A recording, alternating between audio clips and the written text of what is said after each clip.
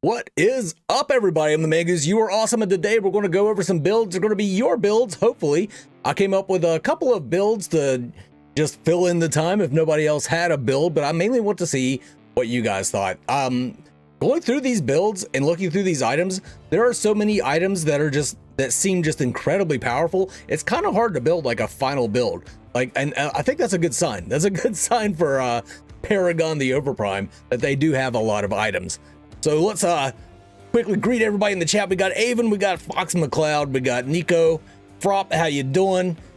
What's up, everybody? So does anybody have a build, or should I just start with one of mine? If somebody has a build that they came up with that you want us to go over, just let me know, and we'll start building this build. And then, like I said, we'll put these, we'll export the PNGs and we'll upload them in the strategy portion of Overprime's Discord, so people will have like a bit of a building block to go off of once the game goes live. Xbedo, how you doing? So I know somebody had a Wraith build. Wraith. What do you guys consider Wraith? An ADC or a mage? I always considered him a mid lane mage myself, but everybody has a different opinion of poor little Wraith. There is not a website to easily set up a build. That's why I'm doing this, Nix. All right, so let's go ahead and get into one of the builds I made then. So this is going to be a Shinbi build. Shinbi being one of my favorite characters. We're going to call it Circle Up.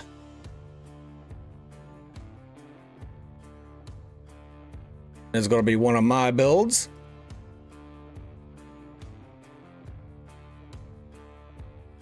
And the first item we're going to go with is Spirit's Teardrop. So let me pull that in. Actually, let's switch over to gameplay of Shinbi real quick while I'm pulling all this stuff together. Where did I put? There we go. Let me find some Shinbi gameplay for yous.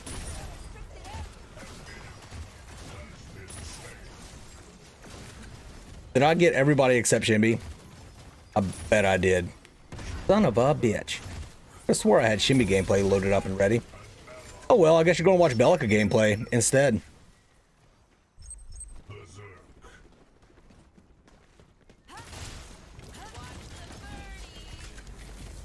What's up, J-Man? I know J-Man has a Wraith build that he wants to do. Wraith is your mid lane love? Yeah, I agree. I liked Wraith in the mid lane.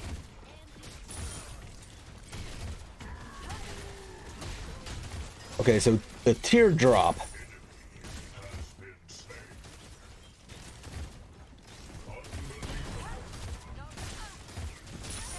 Spirit's Teardrop, that's what it's called. My bad.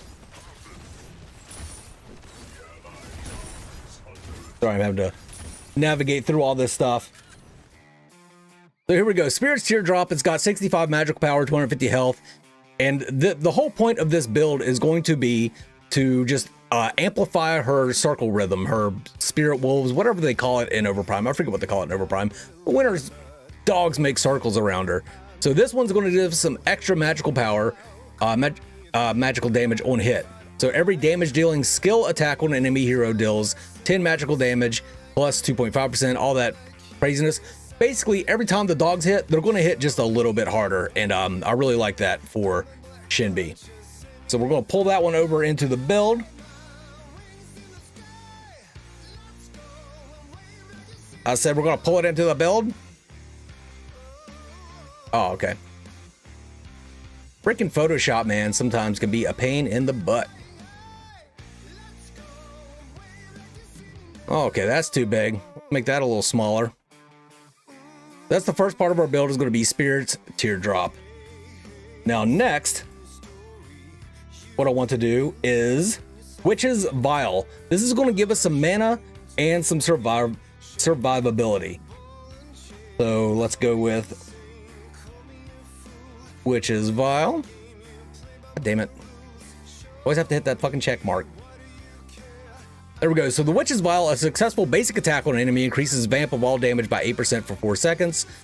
And this is going to help us recover mana and have some survivability, because they removed the life gain from her wolf hits. So now we need to somehow make up for that. And I think we can do that with Witch's Vial.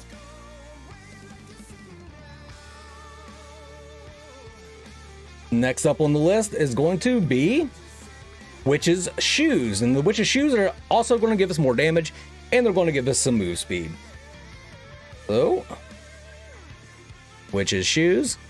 As you see, magical damage equal to 20% of your magic power and 120 bonus magical damage every time a skill deals damage to an enemy hero. And it also increases your movement speed. That's on a 10-second cooldown. So every time your wolves hit, again, they're going to hit just a little bit harder. So this is going to be a very hard hitting Shinbi build.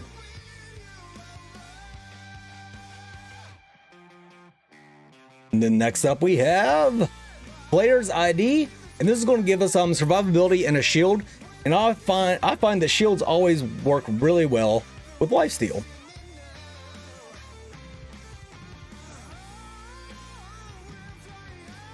Did it again. Player's ID. So the Player's ID, magical power, 400 mana, 10% cooldown reduction, which is always nice, and grants a shield that absorbs damage equal to 25% of your max mana when the hero's health is below 30%. So whenever you actually get low with Shinbi, after you're in the middle of the shit, hitting everybody with your circle wolves, you get a shield.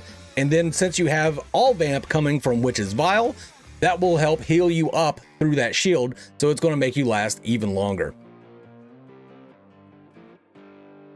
Let's throw that in there. And then next up in the build is, and I'll get back to you guys' builds here in just a second, the Archon Gospel. This is going to give us a lifesteal from the doggies. Let's pull in Archon's Gospel. Boom. So we get 70 magical power, nothing to sneeze at there. We get magical vamp, so it also gives us a little bit of survivability off of our wolves. 250 health, and increases your vamp by 2% for magical damage for 10 seconds every time a skill deals damage to an enemy.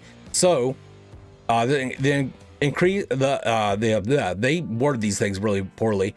The effect increases stacks up to 5 times. So every time your wolves hit, which are hitting really fast, you're getting more and more lifesteal, so you're going to be sticking in the fight for a very long time, especially if you trigger that shield.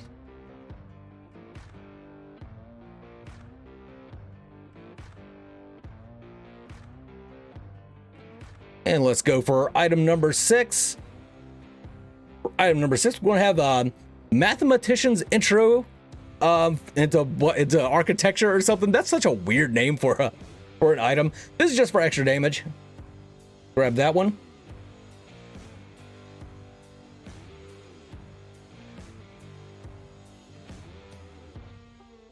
So you get 100 magical power, 10% cooldown reduction. This is a pretty pricey one, $32.50. And it grants a stack of Mathematician's Power every time a skill hits an enemy. So a successful hit with 2 stacks or higher of Mathematician's Power deals bonus magical damage equal to 30% of magical power and recovers the hero's health by 30% of magical power. So not only are we getting extra, even more damage every time these fucking wolves hit, we're getting more healing. So basically, this is tank Shinbi without having any tank items. And if you remember Paragon, tank Shinbi was a terror to deal with because she just stuck to everybody like a booger sticks to your finger and you can't flick it off. That was Shinbi. So this one we're going to call Shinbi Circle Up. I'm going to position all of these down just a little bit. There we go. I'm going to export this.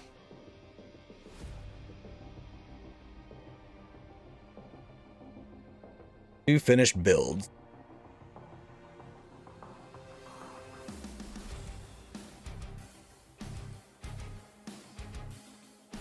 This could be mid lane or jungle Shinbi. And that's how we're going to do this tonight, except I want to use you guys' builds, not my own builds. Let me open up the stream again.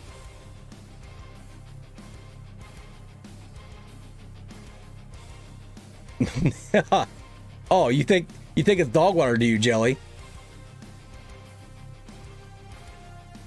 I am going to call it Mathematician's Intro to Architecture every time. Every time. All right, so let me go back through the comments here. Who has a build? Who wants to do a build? Yeah, Morgesh is not in yet. Sorry, Sergio. I know J-Man's in the chat. I know J-Man has a build that he wanted to do for Wraith. Jelly Knees, you got a build for me, Jelly Knees? All right, Jelly, let's go for it. So this is going to be Jelly Knees' build. Who's it for, Jelly? Who's it for?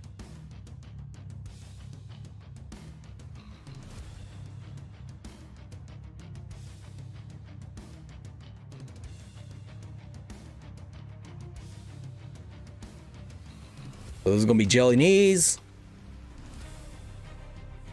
For Kalari. Oh, of course it's for Kalari. Why did I even ask? Oh.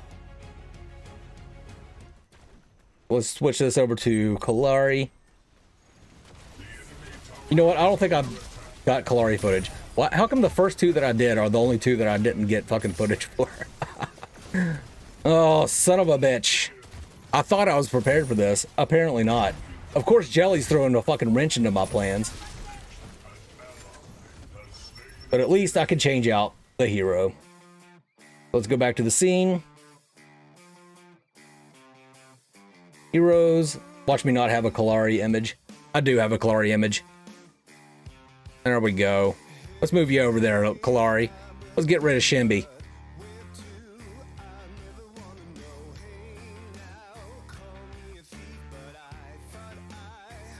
That to Kalari. All right, Jelly, what do you got for us? Okay, so we're going Bone Crusher first. Let's grab Bone Crusher.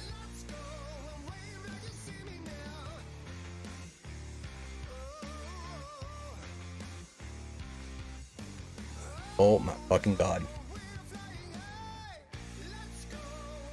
Bone Crusher. Pull that on tap. Alright, so this is our smite item. Landing a basic attack on a monster deals 50 true damage and recovers 10% health and 5 mana. And using the item on T-ons or monsters deals 350 to 1200 true damage based on the hero's level. When used on monsters, deals true damage and recovers health equal to 10% of max health and 100 additional health. So this is our smite item. So this is going to definitely be a jungle build. Get rid of this one here.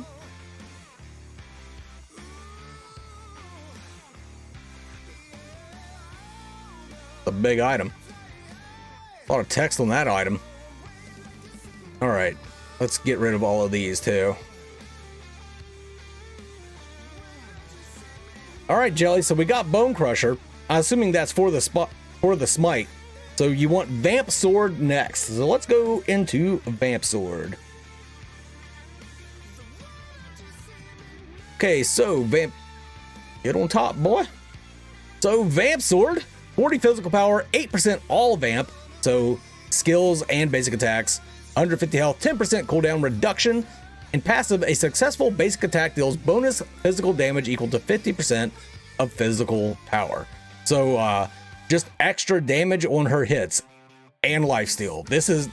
These items are fucking nutty. Nutty. This is a 2,700 gold item. I don't think there's any that are as big as Bone Crusher there. All right, Jelly, what we got next?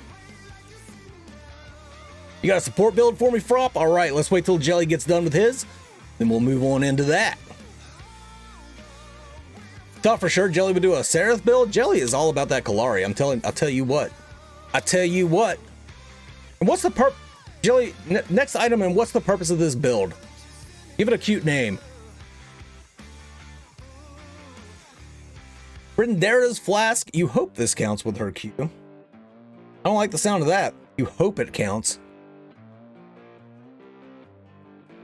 Okay, so let's see what Frindera's Flask does. 2,900 gold, you get 50 physical power, 18 physical penetration, and 250 health. passive, staying stealth in a shadow bush for 3.5 seconds enhances the next basic attack by applying bonus physical damage equal to 30% of the hero's physical attack. This is one of the few items that actually is unique to like Overprime, because they're the ones that have bushes. I think this is a really cool item. I wish there were more items like this in the game. But Jelly, I don't think this is going to affect her Q. I think that I don't think that dagger counts as a basic attack, bro. I think you are SOL. All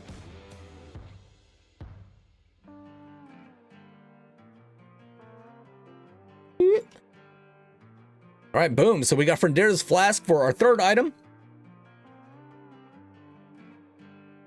Kalari's a pain in the ass. That's your name for the build.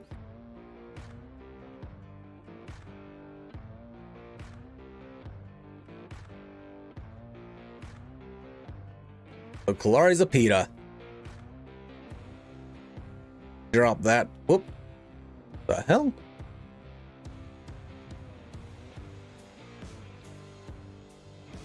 I'm gonna change the spacing. Oh, it's not letting me change the spacing on that. Okay, whatever. You're being a pain in my ass right now. Fucking Photoshop.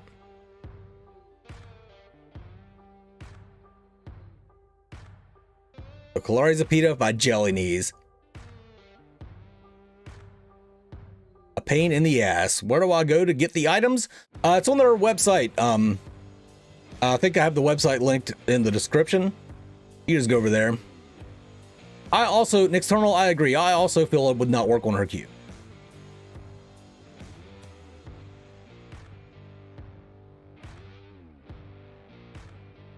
That's literally one of the Duskblade of Drak'Thar's passives. What the hell is a Duskblade of Drak'Thar? Great Sword of the Hurricane. Here you are, rocking them like a hurricane.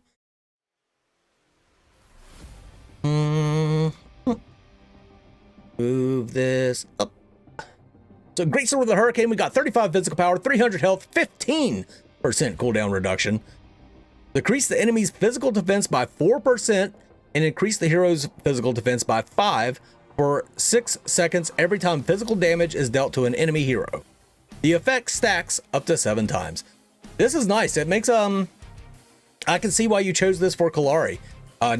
Not only are you increasing your own damage, you're lessening the damage dealt. So she's great at killing ADCs, and this item seems like it would be a great ADC killer on Kalari. I approve. As much as I hate to agree with Jelly on something.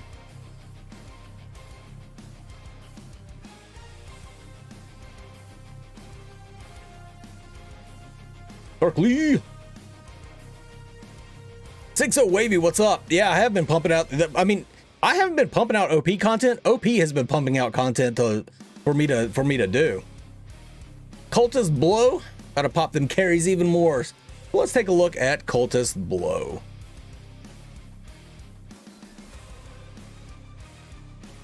For some reason, I have it named Cultist Bow, but it is definitely Blow. It looks like a shuriken. 65 magical power. Jelly, really?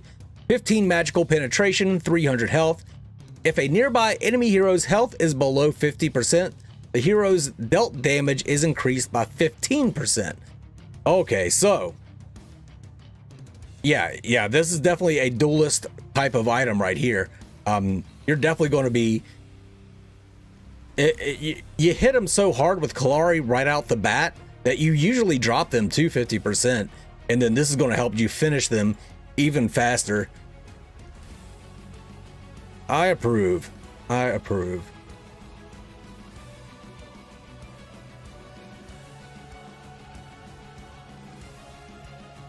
Boom, there we go.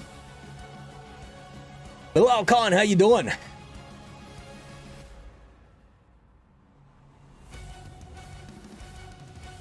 Young Swagsy, what's going on? Says Man Goose. Definitely a Shimby item. Seems like a Shimby item.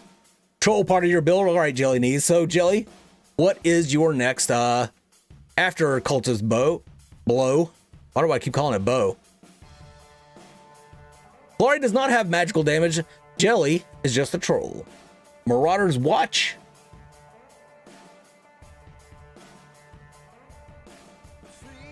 All right, so Marauder's Watch, 1 Kalari, 50 physical power, 20% attack speed, 10% cooldown. There's a lot of cooldown reduction in this build. There's a lot of cooldown reduction in general in Overprime.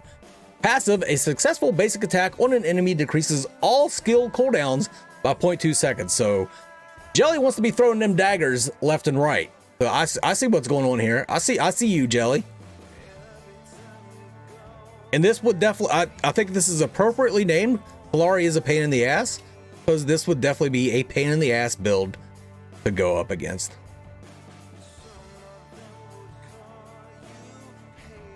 So quick recap. Replace Cultist with Carbon Alloy Crossbow. Okay. So you're reeling back on the magical damage, are you? So let's look at this Carbon Alloy Crossbow. So the Carbon Alloy Crossbow is a 2,800 gold item, 40 physical power, 30% attack speed. Every successful basic attack on the enemy increases the hero's physical power by 10 and decreases the enemy's attack speed by 8% for 5 seconds. Stacks up to 3 times.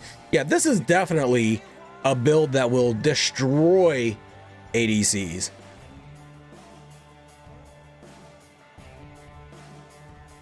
Again, this would definitely be a pain in the ass build to try and fight against.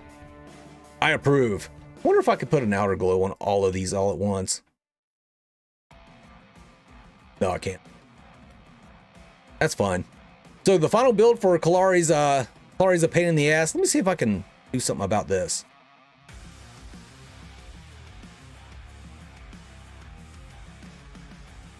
What the hell? Man, sometimes I swear. Adobe, man. Adobe. So Kalari's a pain in the ass by Jelly Knees. Put the Jelly Knees right here. We're going to export this one as a PNG. Kalari, Pita, Jelly Knees. Boom, and I will upload that one later. So we got Bone Crusher for the Smite. We got Vamp Sword for some lifesteal. We got the Frendira's Flask, which, you know, staying stealth in a shadow bush. Kalari's probably going to do that a lot. Great Sword of the Hurricane. Carbon Alloy Crossbow, and the Marauder's Watch. I think it's a pretty good build, but let's see if anybody else has something.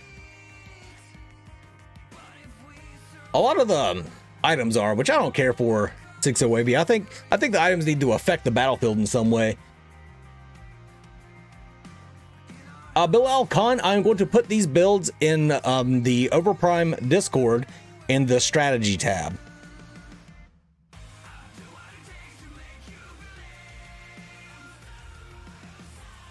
All right, so who else has a build? Who's got a build that they want to go over?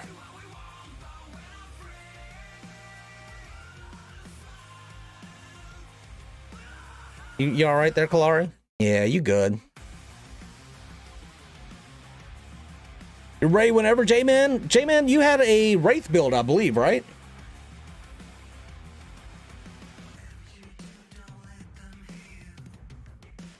I need a couple turns kept. All right.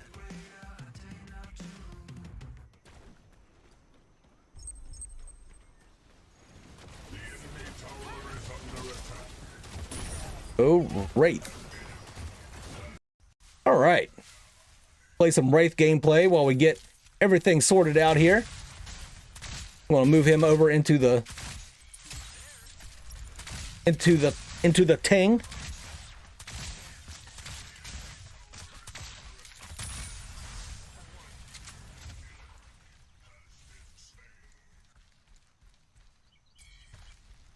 Got Wraith.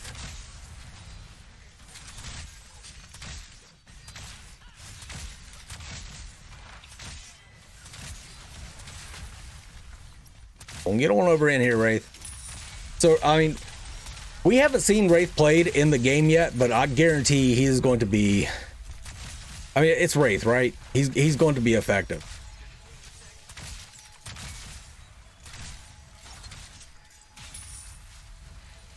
Lead out Kalari here.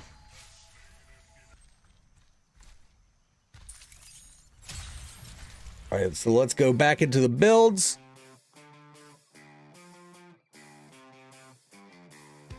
It's going to be J-Man's.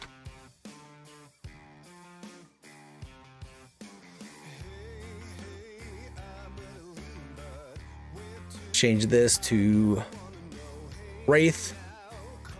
Boom. Okay, J-Man. What's the purpose of this build and what do you want to name it? What's up, Frenzy? TNO, 100% agree. I was thinking that today. I was like, if anybody has a Kwang build, that's unnecessary. He doesn't need any items with all of his abilities and shit. I mean, holy crap.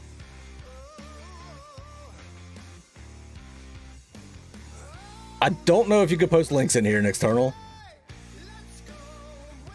Let me see.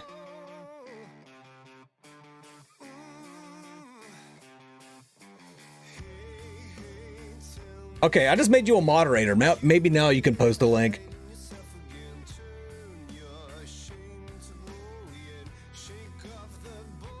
Get over here. Like it? Since that one's acting up, let's add another one.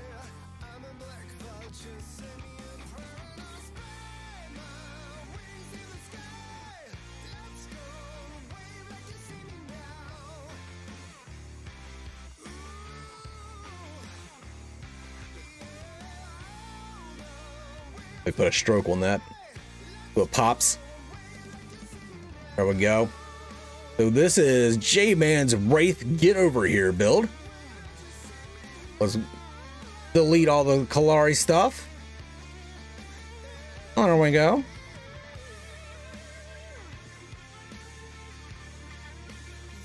You want me to make you a mod, Jelly? Oh, Jelly. Jelly. There you go. Optimus Prime. I like that name.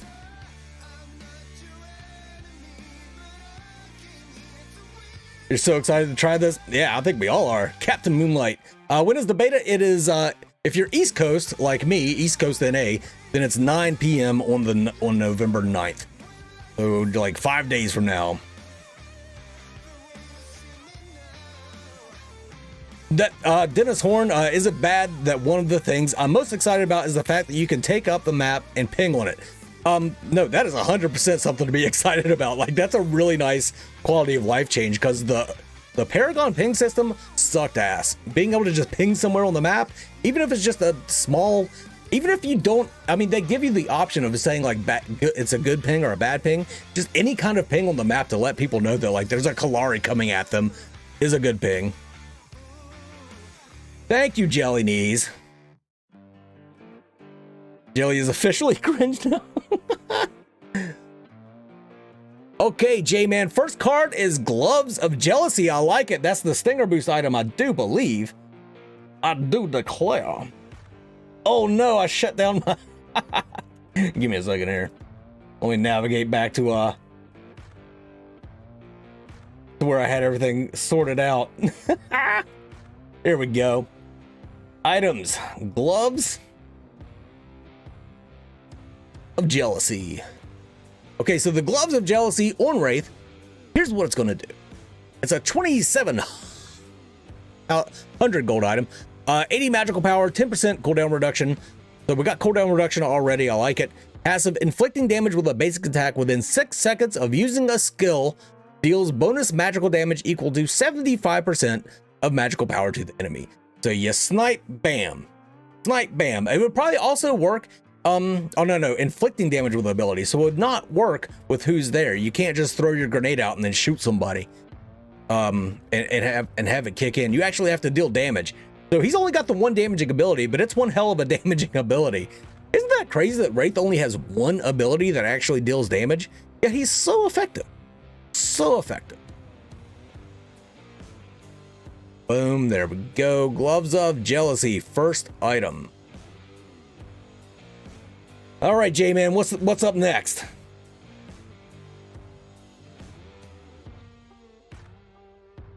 You've been playing since the original beta? Yeah, I got in whenever the Fade was dropped, when I started playing Paragon. phase mid lane. I mean, she's a mid laner now. Like, Darkly, now the people that take her support are the weird ones. You don't get to be the weird one anymore. Okay, mathematicians. Meta, as everybody wants me to call it. So, mathematicians intro to architecture.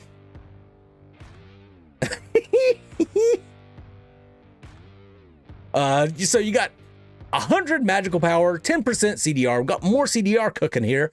Passive grants a stack of mathematician's power every time a skill hits an enemy. A successful skill hit with 2 stacks of or higher of mathematician's power deals bonus magical damage equal to 30% of magical power. Recovers the hero's health by 30% of magical power. This is what I put on Shinbi. So this would work. I do believe with Rewind, because it doesn't say that you have to deal damage with an enemy. It's anytime a skill hits an enemy. So let's size this down a little bit. Okay, you're gonna have to move over, you. Gloves of Jealousy. All right, there we go. So we got Gloves of Jealousy and Mathematicians. Meta. You happy now, Meta? Meow Mix, we are making builds for the beta test for Paragon, the Overprime.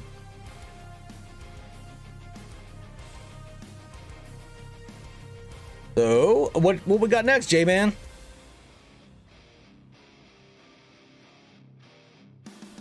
Witch's Vial. Another item I like. Witch's Vial. Ah, Koji Machado, thank you. Koji Machado with the super chat says, thanks for doing this stream. Understanding item selection has always been tough for me since the OG Paragon. Here's a beer on me for the service. That's an expensive beer, but I do drink some expensive beer. I drink Dragon's Milk, great milk stout. Okay, there we go. You're late, you are late, Soul Reaper. All right, so Witch's Vial is going to give us 35 physical power. So I do believe Wraith's basic attacks do deal physical damage, and 70 magical power. Passive, a successful basic attack on an enemy increases vamp of all damage by 8% for 4 seconds. So if you hit somebody with a basic attack and then you hit them with a snipe, you're going to get 8% healing off of that, which is kind of nice because that snipe deals a lot of damage. I mean, we don't know, we haven't played it yet, but it looked like, in the videos, it looked like it was dealing a whole lot of damage. So that's one bit of advice I would give you whenever you're making a build, is come up with like what you want the build to do. Do you want it to accentuate somebody's strengths, or do you want to shore up their weaknesses? Or do you want it to do something in, like, specifically, like my first build with Shinbi, I specifically want to accentuate circle rhythm. So that's kind of what we're doing here. Rayleos, how you doing, Rayleos? Can't wait to cast you in this tournament. I'm sure you're going to be in it. AI Cloud, how you doing? This game looks like a team deathmatch, then a MOBA, only one tower, too fast in the travel mode again. TM is like a cancer, no point. All right. Have you played it, AI Cloud? Because the both betas I played of Overprime, like everybody was calling it a team deathmatch. I never saw a death ball. Like I saw maybe 1 or 2 death balls. There was a lot of ganks and a lot of kills, but it wasn't like a death ball meta or anything. Sorry, Dad. J-Man, what's the next item? Did you already put it out there? Did I miss it? Did I miss it in all the chat? ASAP Pablo, yes, I'm going to put them in the Overprime Discord under strategy. Spirit's Teardrop. So it looks like your Wraith build is a lot like my Shinbi build. So Spirit's Teardrop, what is that going to do for us? It's going to give us 65 magical power, 250 health, and a passive. Every damage dealing skill attack on an enemy hero deals 10 magical damage plus 2.5% of magical power, plus bonus magical damage equal to 2.5% of the target's max health for 3 seconds.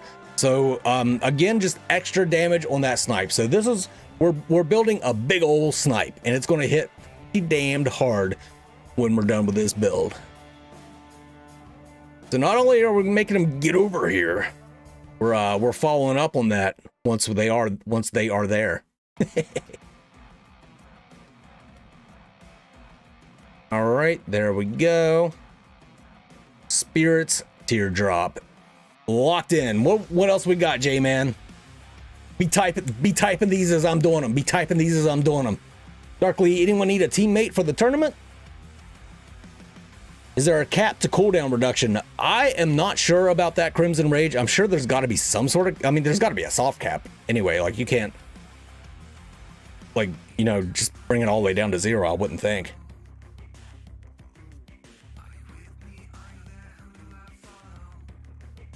TH, I like laning phases. This game will be constant fighting. Hopefully it's fun long term. I mean, we'll find out during the beta test. Again, we've got 2 games. I show no bias towards either one. You got Overprime and you got Predecessor. Predecessor, I think, definitely has more of an accentuated laning phase than Overprime has had, but they still both have their own merits and weaknesses. So there's options out there. I keep saying, we're the winners out of this competition. Oh, which one? Okay, what was it again? Spirits Teardrop, and then what do we have else? Bells of Purification. Well, hell bells. Bells of Purification, what is that going to do for us? Well, for a low price of 2,500 gold, you get 60 magical power, 40% attack speed. The passive is decreases the target's magical defense by 8% for 3 seconds every time a basic attack deals damage to an enemy hero. The effect stacks up to 3 times. What I can see you doing with this, you know, basic attack 3 times, which is going to be faster because you got 40% increased attack speed, that's crazy, 40%. And then after that, you hit them with the rewind, put them directly in position for a big old snipe. Big old snipe. Even if they're a tank, it's going to hurt.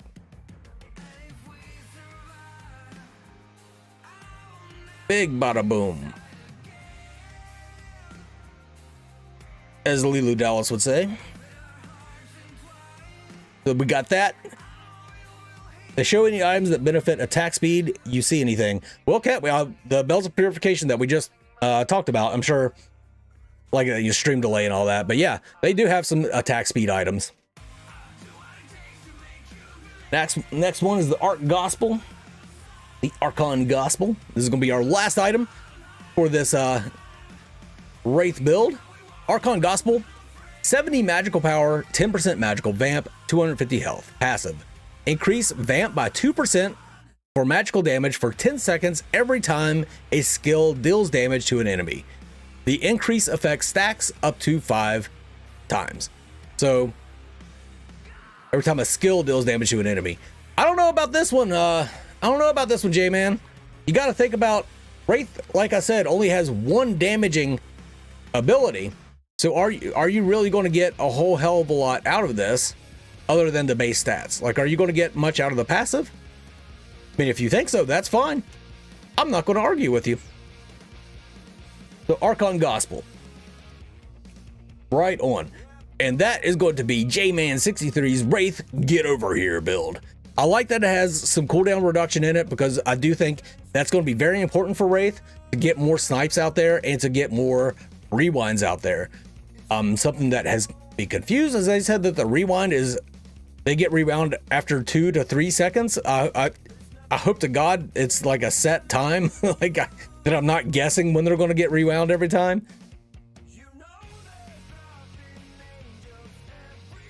As long as you hit. Yeah, I guess so, J-Man. All right, so let's pack it up and ship it.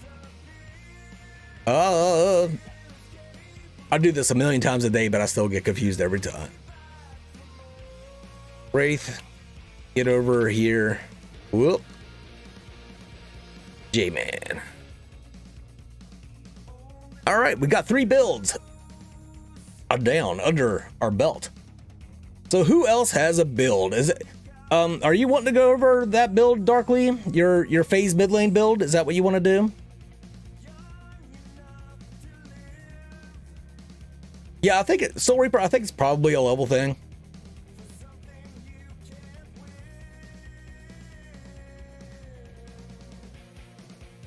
Oh, by the way, Wraith's abilities in Paragon had the dumbest names ever.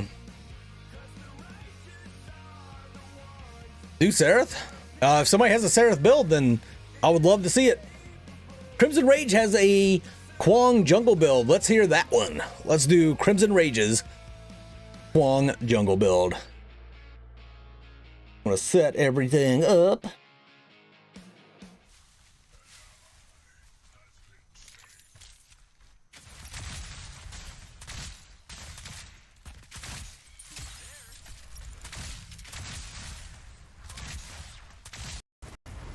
All right, there's some Kwang for you. Well, I'll get everything else set up here.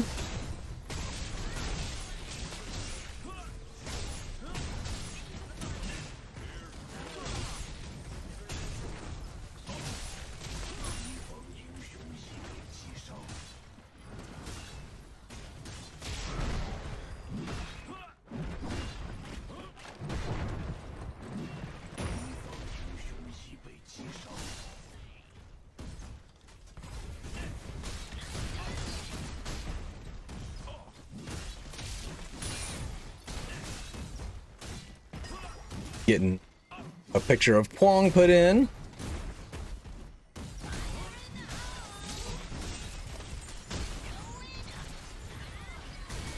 And is the stream slowing down? Because my computer looks like it's about to die.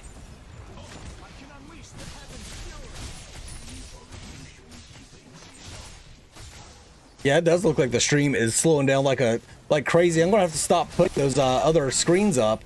That is killing my computer. All right, so we got Kwang. Put him over Wraith.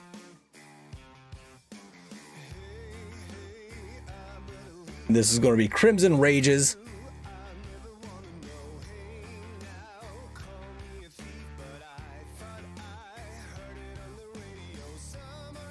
Move over a little bit there. Now, I don't think Kwang needs any items, but we'll put some on. He looks like he's going to be so freaking overpowered in this game, like crazy overpowered. Boom, there we go. All right. Now that I'm done killing my stream, the goose is cooking. All right. Let's go back. You have a Kwang jungle build. Now let's look for Crimson Rage. Fanatic's Dessert for early sustain. So what are we going to name this? What are we going to name this build, Crimson Rage, and what's the purpose of this build?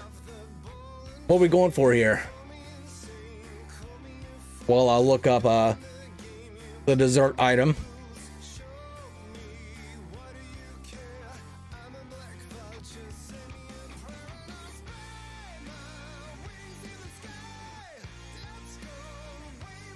Boom, Fanatic's Dessert.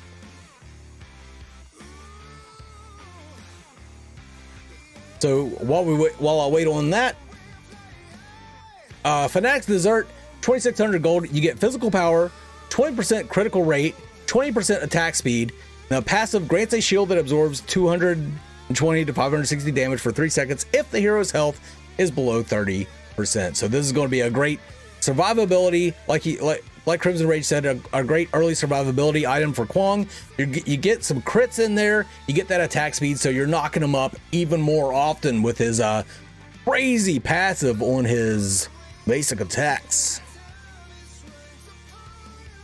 Drop that down a bit. Go.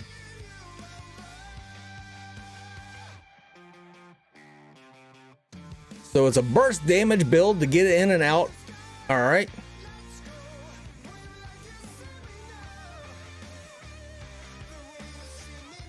We'll just call it burst damage.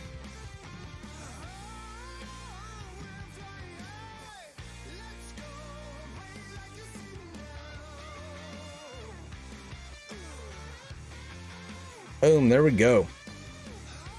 And then the next item you had was Marauders, right? So Marauders Watch.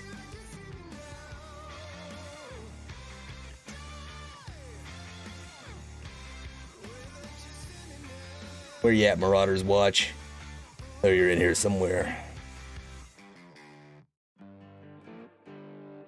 Put that on top. The Marauders Watch going to give you 50 physical power, 20% more attack speed. So I already got some attacks, some good attack speed rolling into this build, and 10% cooldown reduction. The passive, a successful basic attack on an enemy, decreases all skill cooldowns by 0.2 seconds. I kind of wonder, since his basic attacks are kind of considered a skill, will it also double down with that and with the attack speed to decrease his swings? Wouldn't that be nuts? I guess we'll find out soon enough. Well, I like this build with plenty of attack speed on Kwang. It seems fun. Will it be effective? I don't know. We'll find out. But it does seem fun.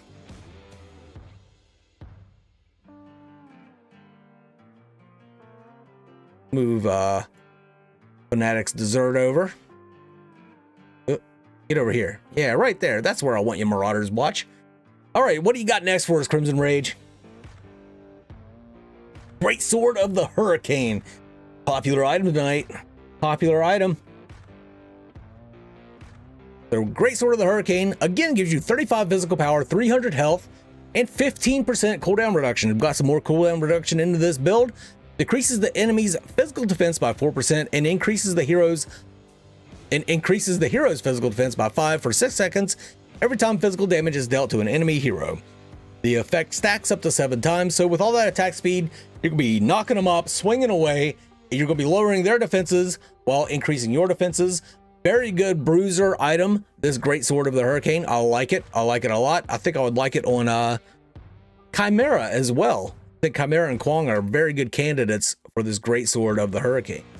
And Jelly put it on Hilari, which I also agree with. I think that would also be a good hero to put that on. So there we go, Great Sword of the Hurricane. And what do we got next?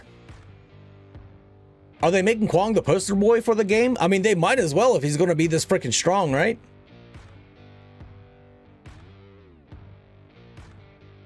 Yeah, it seems like Twin Blast makes his appearance the most, because that's Jon Snow's favorite hero. But you see Twin Blast like front and center on all the skinned Twin Blast front and center for all of their advertisements. Merchant's Jewelry Box next. What does Merchant's Jewelry Box do? For 3,300 gold, gives you 60 physical power, 20% critical rate. So now we're up to 40% crit rate. Passive deals bonus physical damage equal to 6% of the target's current health every time a basic attack deals damage to an enemy. For non-hero enemies, deals up to 80 damage. So this works on jungle minions too. So this could be also a good build for hopefully burning down those objectives quickly, like your Prime Spirit Guardian, your Melvin, and your Big Boy Prime. Pretty cool. I like this a lot. This is going to be a lot of damage for Kwang.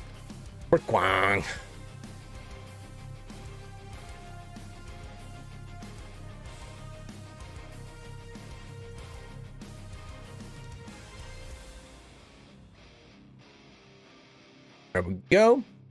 Got the Merchant's Jewelry Box. What do we got next?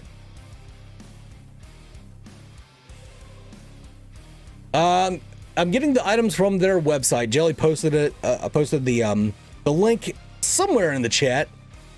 I don't know where. Treasured Sword of the Kingdom is the next item. Well, let's go over that.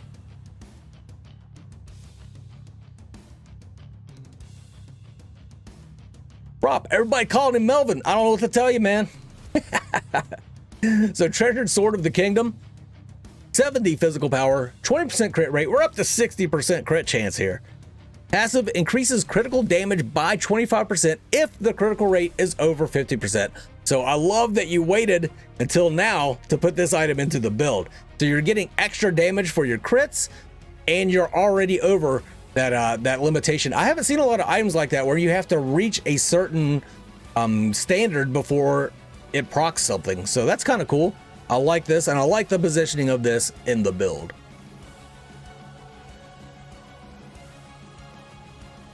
Put it right under that Great Sword of the Hurricane. The swords can hang out together.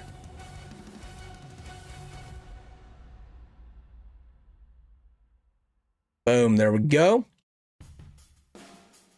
Thank you, Nix, for posting that in the chat. So what we got last, Crimson Rage, what do we got last?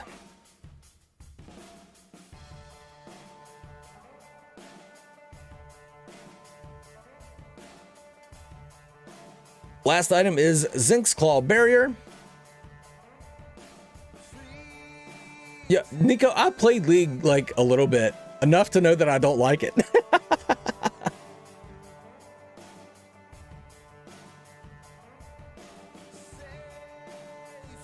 Okay, so Zinx Claw Barrier.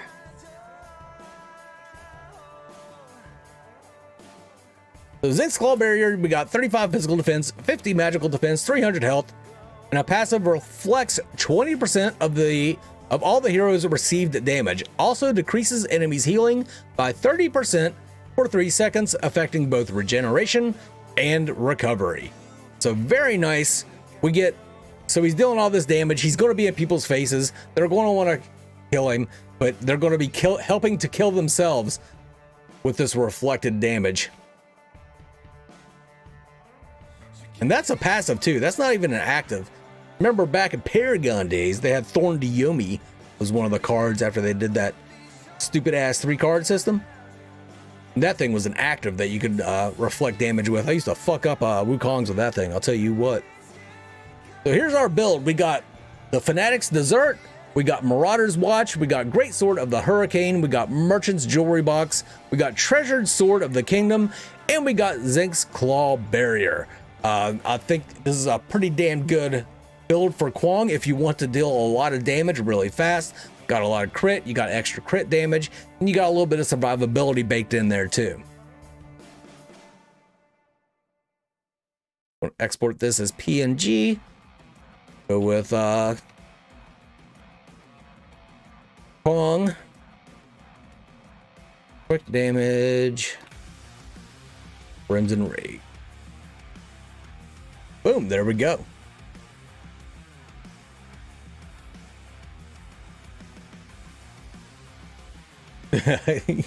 All right, who else has a build? Does anybody else have a build that they want to go over? Any ideas? We've seen that I can't switch to that other screen for some reason.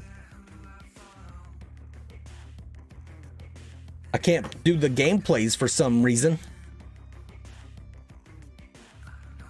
Now, Darkly did send me a build in Discord. I guess I could bring that one up.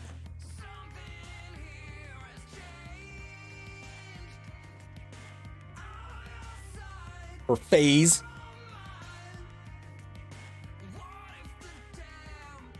Oh yeah, that dual moon item next is fucking crazy. Well, all right, Darkly, we'll get into your build since you sent it to me before we even started up this jazz. Let's see. So Darkly's build is for phase. Let me pull up. Let me find Phase over here. Pull her in. There she is. Looking hot.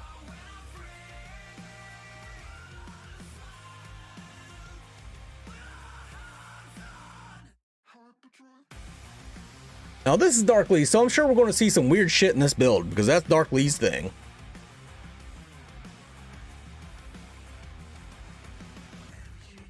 Darkly 16. Gonna be for Phase. Darkly, what do you want to name this thing?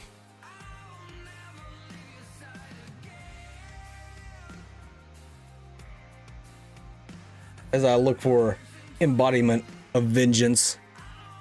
Let me go ahead and delete all these other ones out.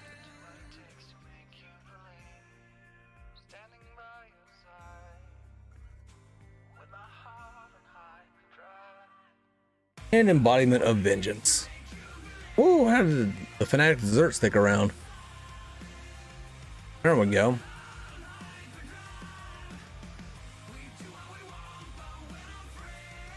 A Phase is kind of overpowered a little bit, yeah.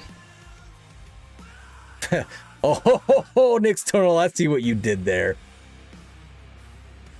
Okay, you want to call it 1-2 punch? That's what you want to call it?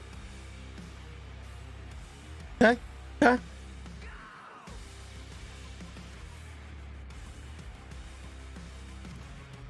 I can dig it.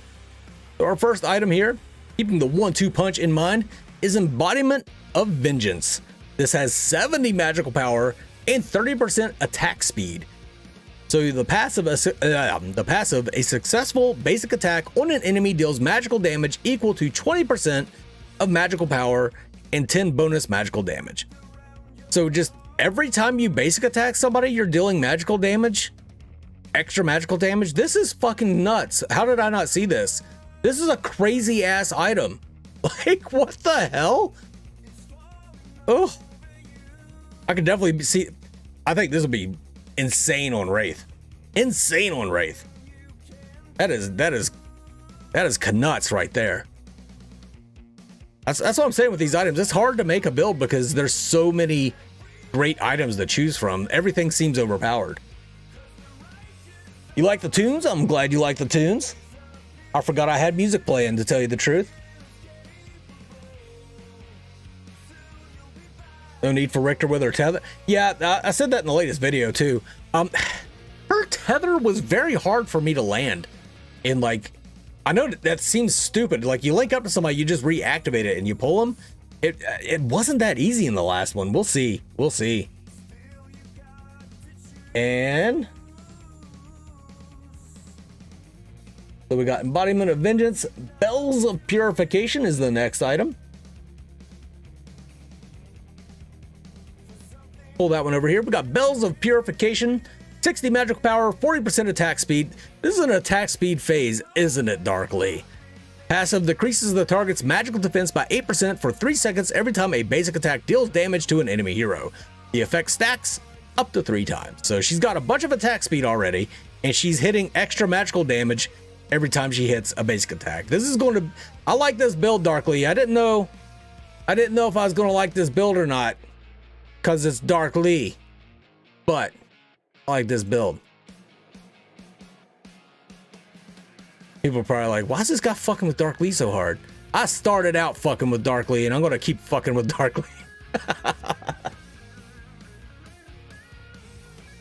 And then next up in this build is the Gloves of Jealousy. Perfect fit for this build. So Darkly's putting a lot of thought into this. All these items are bouncing off each other to create an even better build. These items are greater than the sum of their parts. The Gloves of Jealousy, what that does, you get 80 magical power, you get 10% cooldown reduction, inflicting damage with a basic attack within 6 seconds of using skills, deals bonus magical damage equal to 75% of magical power to the enemy. So when you link somebody and you hit them, it's going to do a bunch of fucking damage. Whenever you blind somebody and you hit them, bunch of damage. Ult somebody and hit them, bunch of damage. I like this. I like this a lot.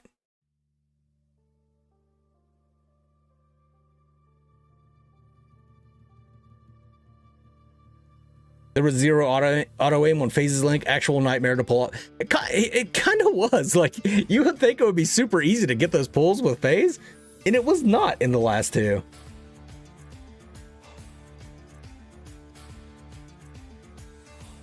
No, what? What are you talking about, no lube?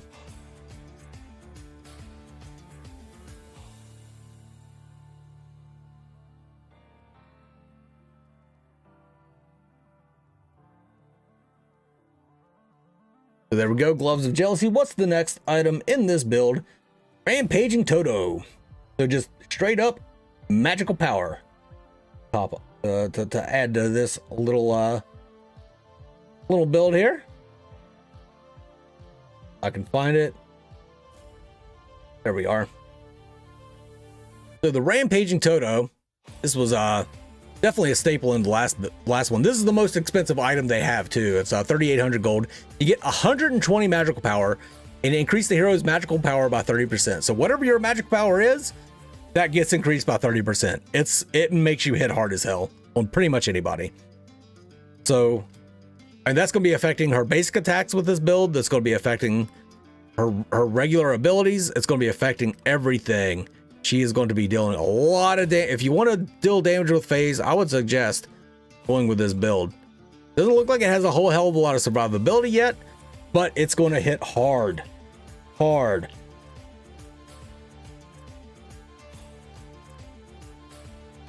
No lube on the jokes? Yeah. All right, so now we have Pendant of Confinement. I don't remember this item at all.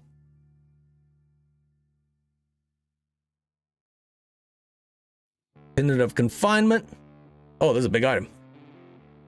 So this one has magical defense. Okay, now we're getting some defense into the build. 300 health, 350 mana, 15% cooldown reduction. A successful basic attack on an enemy within 3 seconds after using a skill slows the enemy by 30% for 1.5 seconds and deals 150 bonus magical damage to all nearby enemies. So this is kind of like a Stinger boost, but it deals AoE damage when you hit them. So it's going to be really nice. It's going to work really well with this build. I can see why you put it in here, Darkly.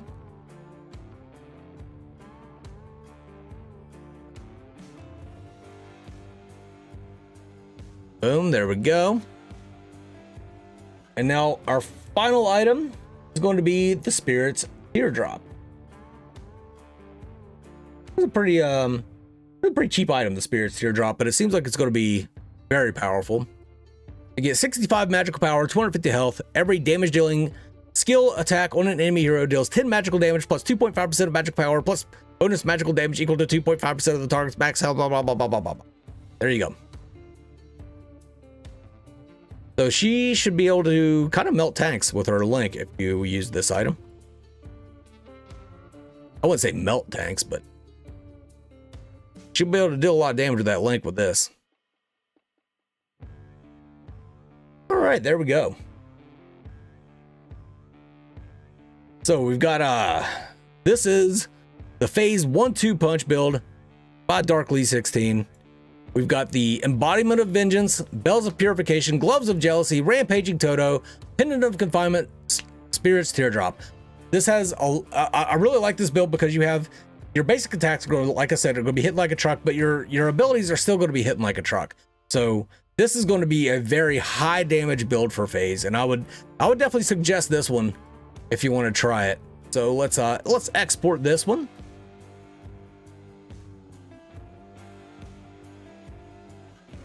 Phase 1-2 Punch Darkly. There we go. Nick's Terminal, 100% agree. I think this would also work really well on Wraith. Really well on Wraith. Okay, so does anybody else have a build that they want to go over?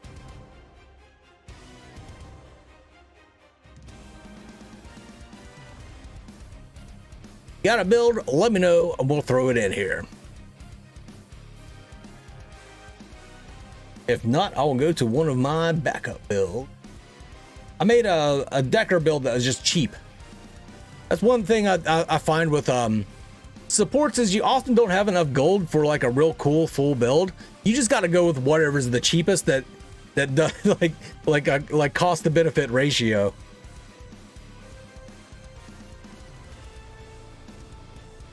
Okay, doesn't look like anybody else has a build. Nobody's speaking up, so let's go ahead and we'll do this Decker build.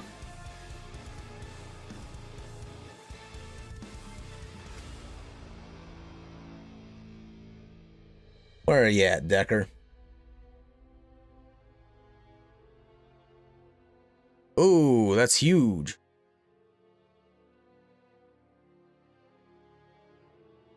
Put you all the way down here, Decker. Drop her down. Boop, boop. Boop, boop, boop. Bye, Phase.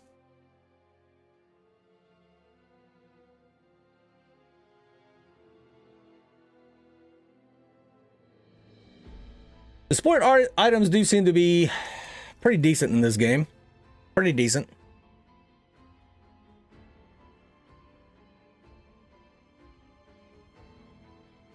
Decker.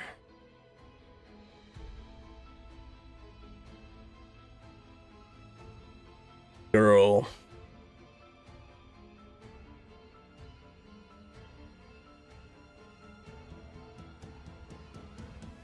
Like I keep saying though, I would be far more impressed if the items took advantage of the verticality, but they don't seem to do that. So the first item we got will be the first one where I keeping the starter item. Like I said, this build is mainly designed to just be cheap. If games are going really short and you're hardly ever hitting full build with the support, you're going to want some cheap items.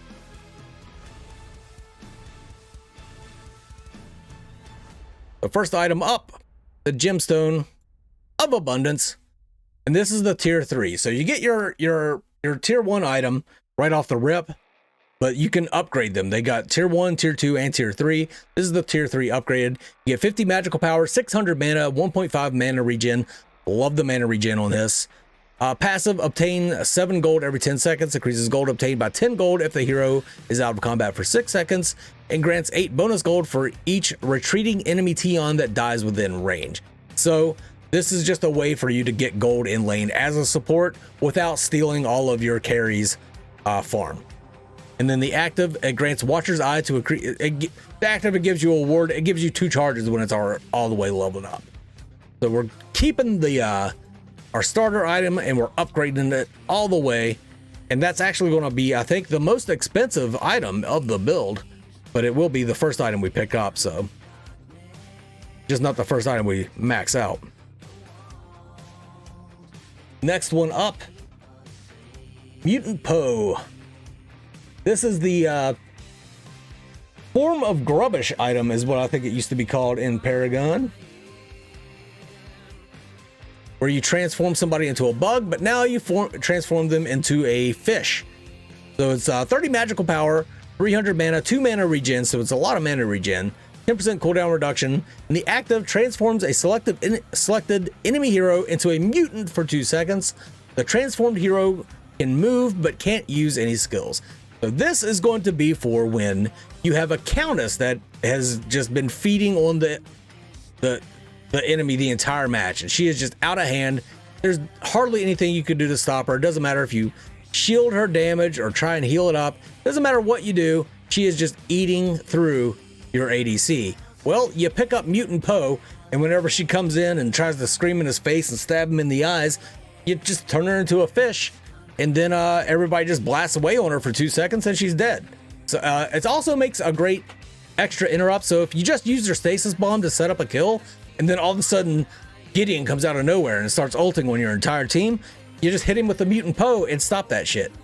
I mean, it's a 100-second cooldown. That's not that long. That is not that long. So this is going to be, I think, a very, very overpowered item. Next up is going to be Victorious Footsteps. This is going to be for movement speed.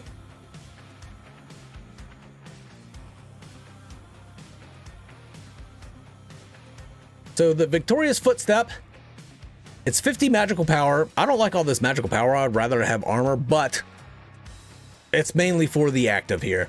400 mana, 1 mana regen. We got a lot of mana regen cooking into this build, which we're going to need, and the cooldown reduction if you're going to be a support. Increases movement speed by 5% of nearby allies just passively. Increases everybody's movement speed. The active is increases movement speed by 30% for the hero and all ally heroes within range for 4.5 seconds.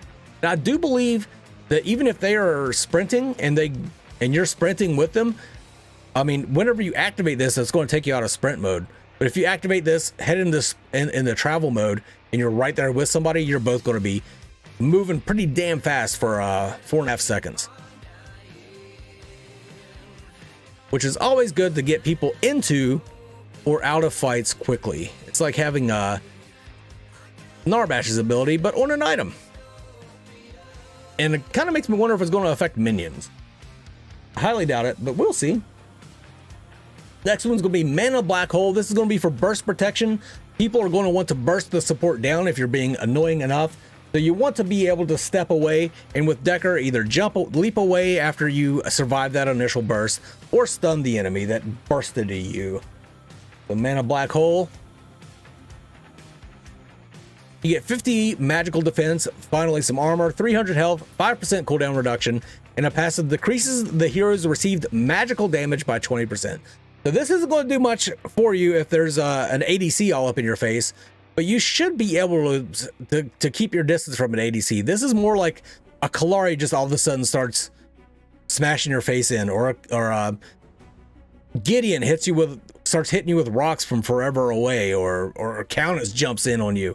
You'll be able to actually survive that and keep supporting your team.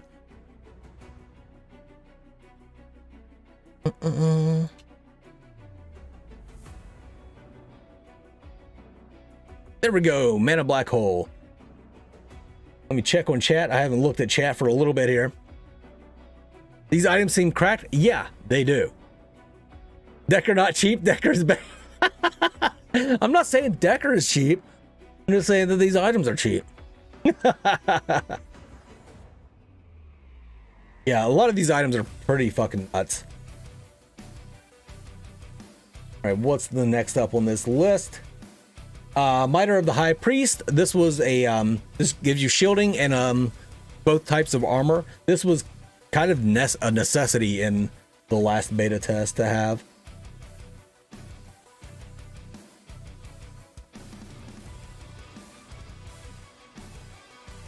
And it's pretty cheap. 2,700 gold gets you physical defense, 25 physical defense, 30 magical defense, 200 health, even more cooldown reduction, and increases physical defense by 8 and magical defense by 8 for nearby allies. So you're just giving everybody higher defenses. And then the active gives you a big shield for everybody around you for 3 seconds. And it's it'll really save some asses. It'll save some asses. This is obviously a very support heavy build. Not really trying to be that damage dealing decker. Trying to keep my team alive with this build.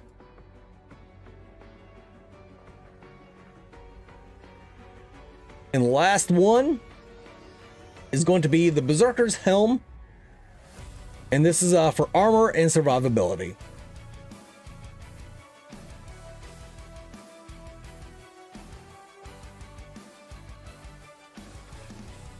The Berserker's Helm, 2,800 gold, 40 physical defense, 45 magical defense, 10% cooldown reduction. So we're going to be whipping those stasis bombs out left and right. Passive decreases the attacker's attack speed by 4% and 4% slows them for 2 seconds every time the hero receives damage from a basic attack. The effect stacks up to 5 times. So like I was saying, the Mana Black Hole it's not going to stop an ADC from taking you down. It's not going to stop Kalari's basic attacks from taking you down. But if you are slowing their attack speed and you're applying a slow to them, it's going to let you get away from them. Because most of the time with Decker, you're not going to be heading into a fight. Once you get attacked, you're going to head out of the fight and then, set up a stasis bomb so that your team can come in and get that kill. So we've already got the magical protection from the Mana Black Hole. The Berserker Helm is going to give us the ability to fight against ADCs. And the reason I have the Black Hole in the build before Berserker's Helm is usually mid-game. Early to mid-game is when mages kind of shine. It's late game when your ADCs shine. And this is going to be your anti-ADC item that's going to help you live through their burst. So that is my Decker cheap girl build. I think it'll work quite well.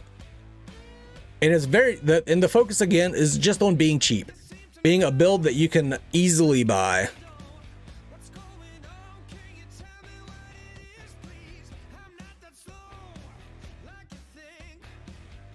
There we go.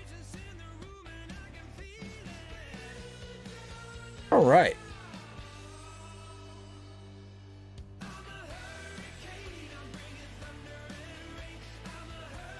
This is indeed Paragon the Overprime. So does anybody else have a build that they want to go over? And did anybody come up with one in the interim? And these items are all available on their website. So, and the other thing that they've done, which is really, really nice, is the items are going to be available in the lobby. So that hasn't been the case in the past closed beta tests. You had to either go to the tutorial to check out all the items or check them out in game. Now, while you're just sitting there waiting to queue up, you can view the items in the lobby and kind of plan your strategy out for a little bit. You like you a cheap girl bearded? I bet you do. I bet you do. Wait, didn't we establish that you're married to my mom? Are you calling my mom cheap? Bearded Wolverine? Well, if nobody else has any builds, I'm gonna do one for steel, and if nobody has a build after that, I'll go ahead and close down the stream. But let's go ahead and do a build, a Zinx build. If Zinx was in the game, then yeah, we could definitely do a Zinx build, Ashel.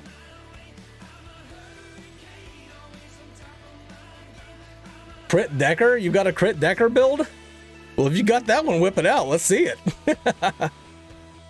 Yeah, Legacy, I did a lot of ADC Decker builds. That was before I really had any idea what I was doing in a MOBA. But it worked. It worked.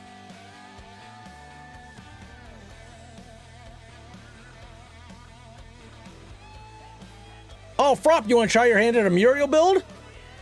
Do you have it already? Do you want to go over it now? We can do that.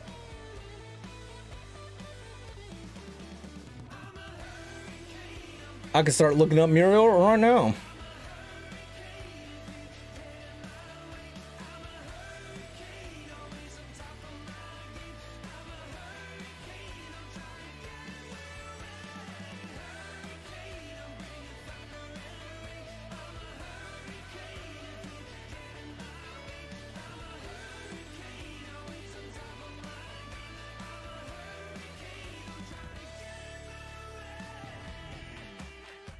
Okay, Frop's got a build. What's the name of this build gonna be, Frop? And let me look up the I'm gonna go ahead and look up this link so I can link it myself here.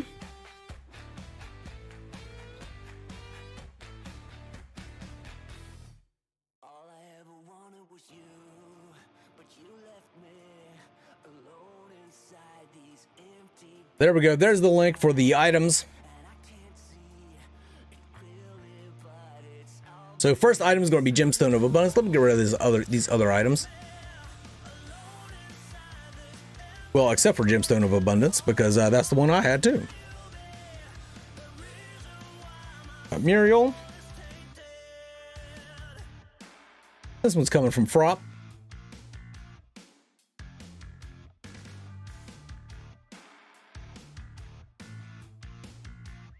That's actually a 0 in your name there. Okay, it doesn't matter with this. Doesn't matter with this. Heyo! What's up, Lo?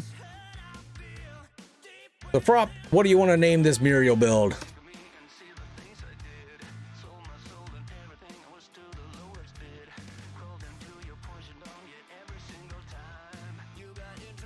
No name that. Yeah, that's fine. That's fine. So let's go over Gemstone of Abundance. Let's let people know what that does again real quick. So the Gemstone of Abundance, 50 magic power, 600 mana, 1.5 mana regen. This gives you gold in lane, extra gold and when you're out of combat, it gives you even more gold, and it lets you throw down a ward. A lot of these gemstones give you a blink or some sort of movement ability, not the support one. The support one just gives you a ward. Shrink this back down. Check it over here. Well, there we are.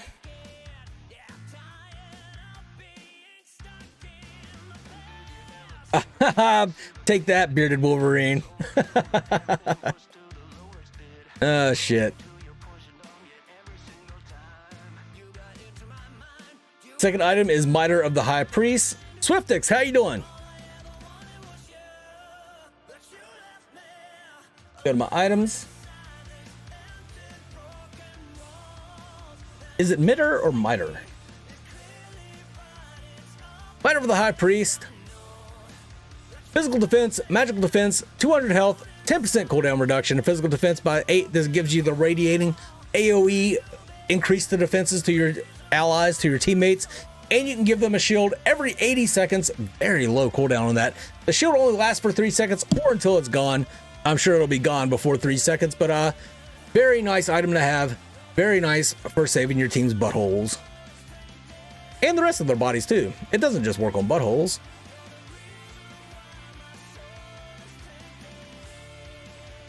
Go, Mitre of the High Priest. What we got next, Frop?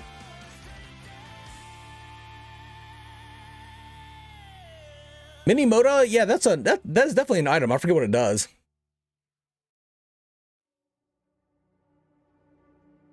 Oh, really, Cat? Because I thought the one that Dark Lee came up with had plenty of attack speed for a mage.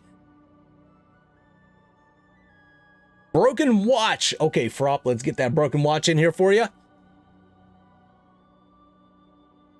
So Broken Watch, we got 30 physical defense, 200 health, 350 mana, 5% move speed, and recovers 200 to 370 health of nearby ally heroes and minions after 2.5 seconds. So not only are you getting an AoE shield, you're also giving people an AoE heal, which should be invaluable on Muriel because the healing stacks up underneath her shields. Great. I love seeing any kind of healing item on Muriel. Broken Watch, I think, is going to be a necessity on her, to tell you the truth.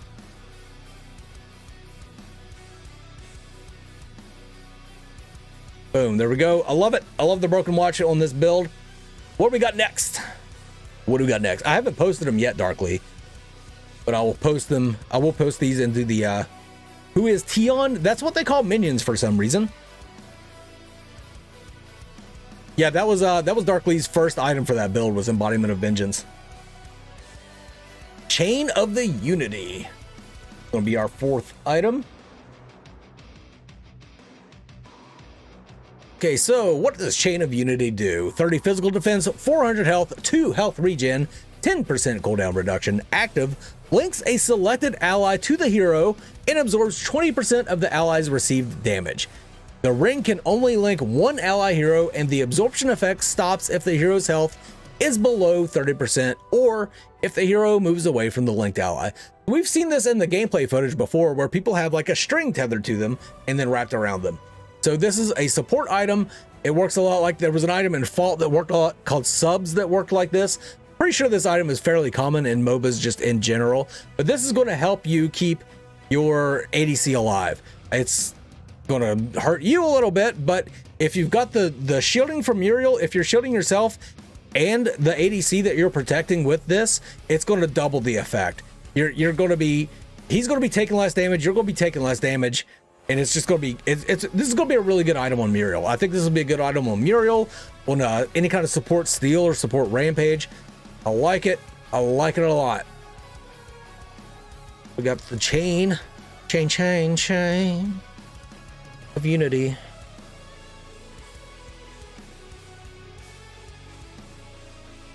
Boom, there we go. Chain of Unity is going to be our fourth item.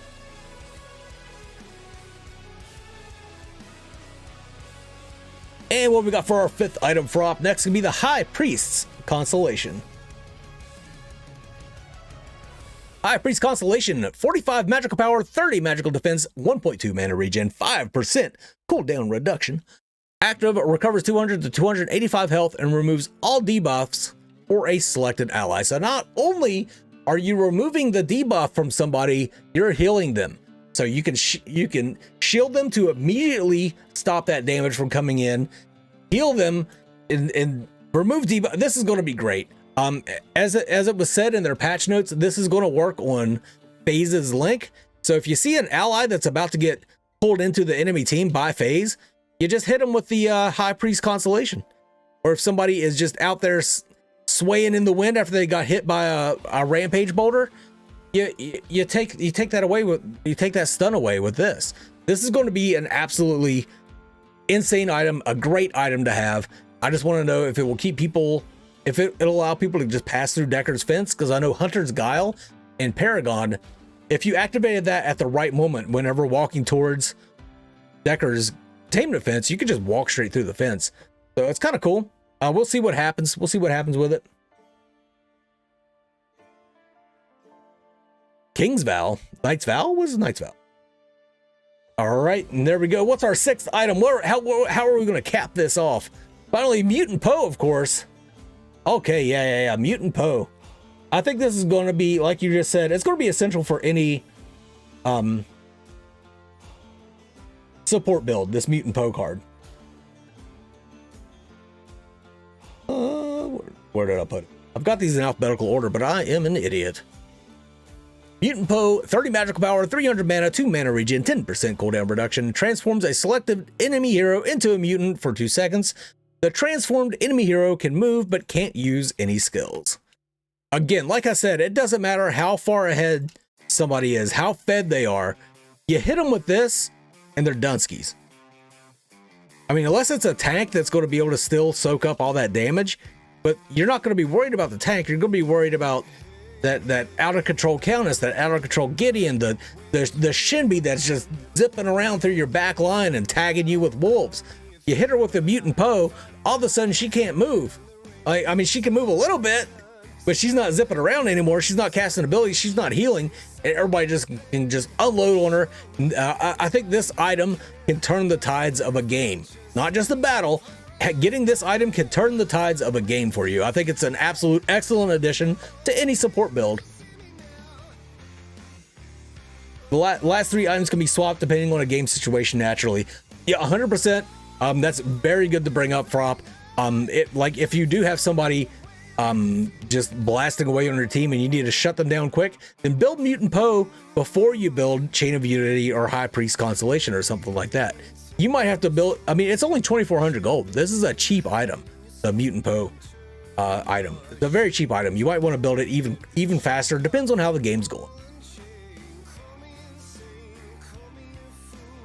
So you didn't give me a name for this one though. Prop, let's just call it Super Support.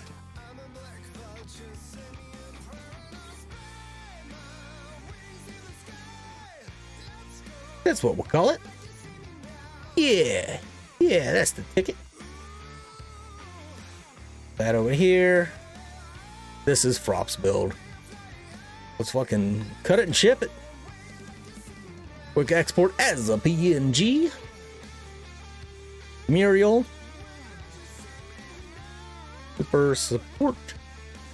Frop. Boom. There we go.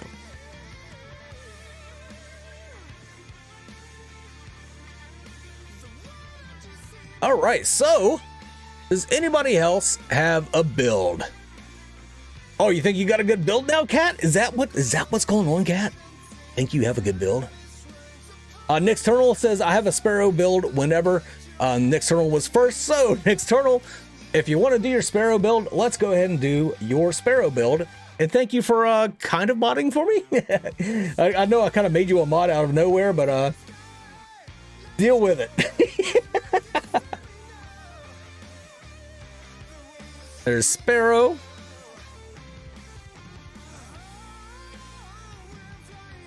Pick her in here. Let's get rid of Muriel. I'm glad that we're getting a carry build going here. Let's get rid of all of these cards. I still call them cards. We got Sparrow.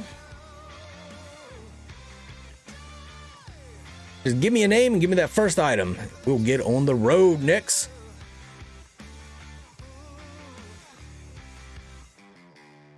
Colonel.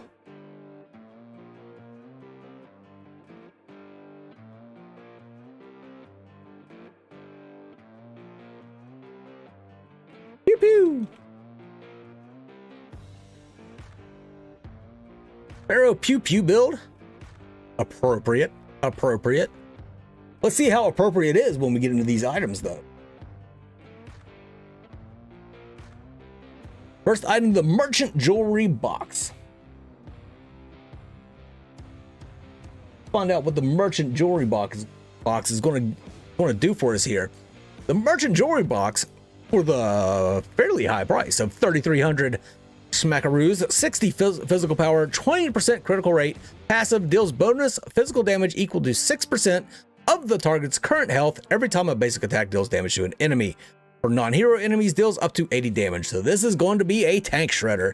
And we've seen from the footage that you're gonna need a little bit of tank shreddery going on. So Merchant Jewelry Box is going to be the first item. So what do we got next?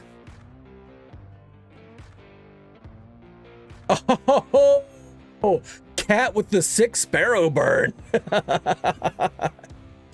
Oh, make you quiver, bearded. You. Electric Stone. It's electric. I'm not gonna do that every time, I swear to God. I might do it every time. Electric Stone, 20% critical rate, 30% attack speed, passive, Deals magical damage equal to 50% of physical power and 25 bonus magical damage to the target and up to 5 nearby enemies every 4 basic attack hits the target. What? I got confused there. Deals magical damage equal to 50% of physical power and 25 bonus magical damage to the target and up to 5 nearby enemies every 4 basic attack hits to the target. So every 4th basic attack is going to do all this fucking extra damage to a whole bunch of people. I wonder if this is going to work with Inner Fire with her ultimate. I wouldn't think so. Is that an ability? I mean, I don't know. Pretty cool. I mean, still, it's going to work great on Sparrow either way, I believe.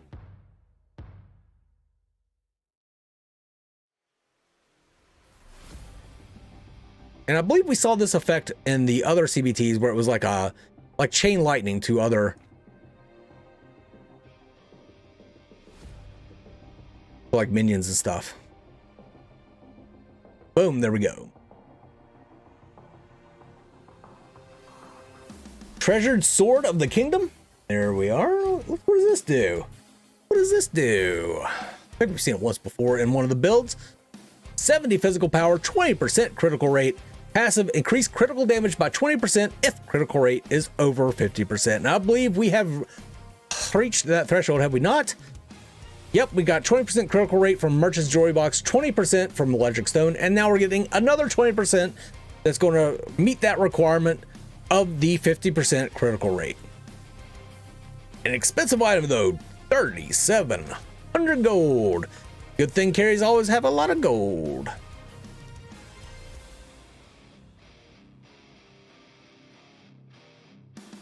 Wouldn't it be cool if somebody had an ability where you could steal gold from them?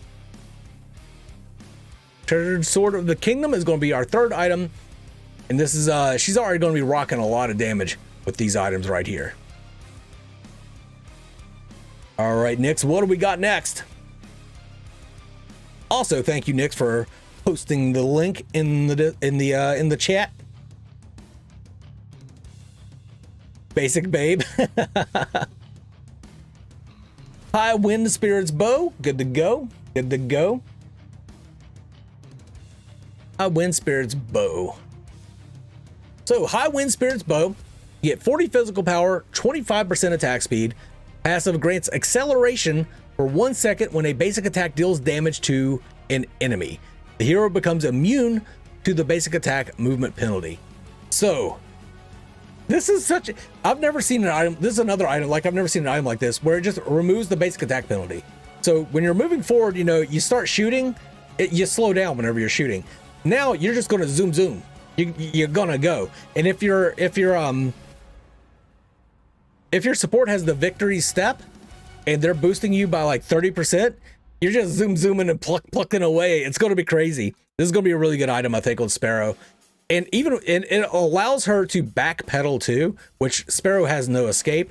But with this, if you're hitting someone, you're going to be able to backpedal away from them faster than they can advance into you while you're shooting. Assuming that they are trying to shoot or attack as well. So I think this will be this is a very good choice, very good pickup. It has both offensive and defensive capabilities. That's always good if you can mix the two together. I'm gonna have to remember that one, the High Wind Spirit's Bow. Smite has this cringe on a relic. Oh, really? The Sitar Chainsaw. And again, this is the first time I've ever seen a chainsaw. We got Chainsaw Man coming up in here. Anybody watching Chainsaw Man? That's a great fucking anime, bro. Put it back up here. So we got 50 physical power, 30% nullified physical defense. So this is basically 30% physical penetration. Passive deals 15% bonus physical damage to an enemy hero with higher max health than the hero. When the health difference is more than 1400, bonus physical damage reaches the maximum. So this is going to be another tank shredder, another Titan destroyer right here. Usually your carry is going to have a lower health total than a lot of your bruisers and tanks and stuff like that. So this is going to allow them to deal a lot more damage. And I think it's funny that the penetration item is a fucking chainsaw. You're going to cut right through their armor.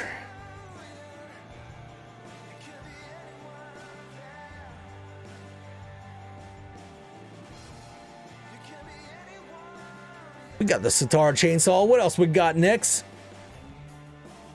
I simp for power. Oh, the Fanatics dessert. Get it in there. Fanatics dessert. What is it going to do for us? It's going to give us 30 physical power, 20% critical rate. Oh, we're up to like 80% crit rate now. 20% attack speed. Grants a shield that absorbs 220 to 560 damage for 3 seconds if their hero's health is below 30%. So even if you drop her down low, she's going to get a shield and probably still finish you off.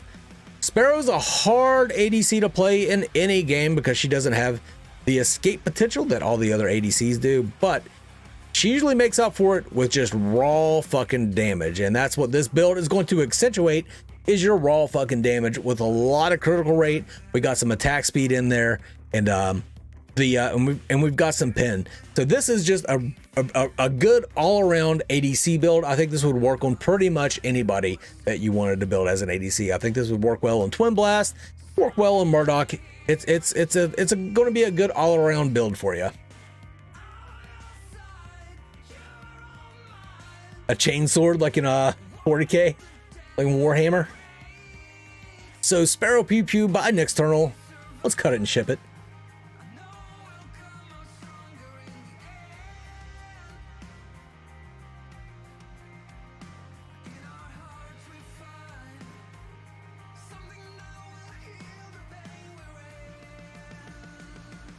Boom, there we go. Avon has a Gideon build. I think Kat spoke up before you, Avon. Kat, did you have a build, or do you want to let Avon go? Shinken, I've heard that a lot. I don't know hardly jack shit about League of Legends, but apparently a lot of the items are like League of Legends, which I'm not a big fan of, but I know everybody says if it's broke, if it ain't broke, don't fix it, but you got one for Howie if you got his PNG. Okay, Cat. So we'll go Cat and then Avon. Oh, my back.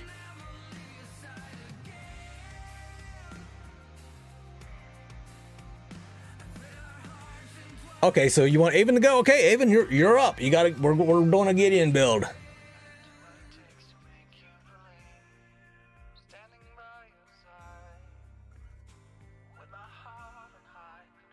You remember when Howie, I was talking about this with Dapper Dice the other day. Remember that item Micro Nuke back in Legacy Paragon, and people would just build 6 fucking Micro Nukes on Howitzer? Ah, shit. Alright, so this is going to be Avon's build. It's going to be for Gideon. Avon, start letting me know what the name is and what your first item is for Gideon.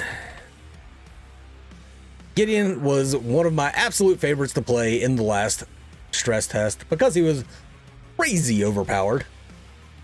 If you don't know the changes for him in Paragon the Overprime, he's got like his E is still his portal, his Q is still his rock, but his right click places like a suction cup on the, like an area on the ground that sucks everybody into it, which they kind of showed off in the original Paragon trailer. They showed Gideon like sucking stuff into a black hole. But what you do is you throw that down, suck them into the middle, and then you drop your boulder right on top of their heads. It is fucking nuts.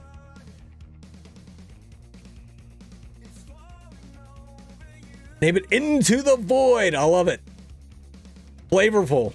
Flavorful.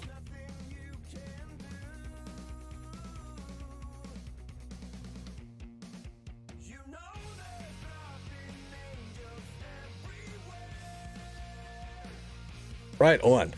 So what's our first item, Avon? The first item is the Gloves of Jealousy. Oh, let me get rid of these other items real quick.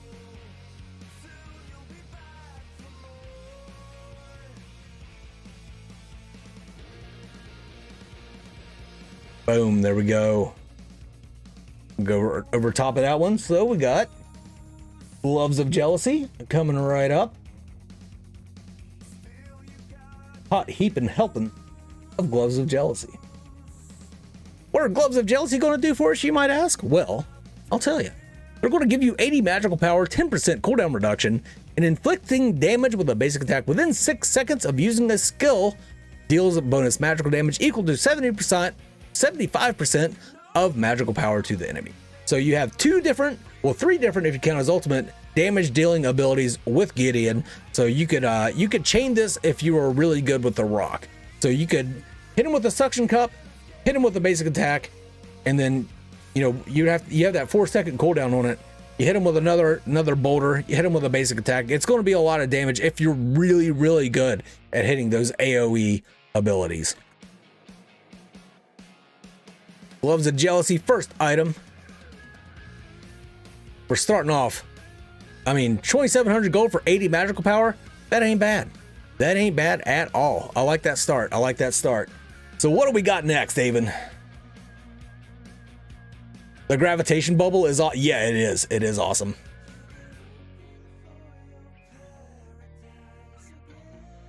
Second is going to be the Embodiment of Vengeance.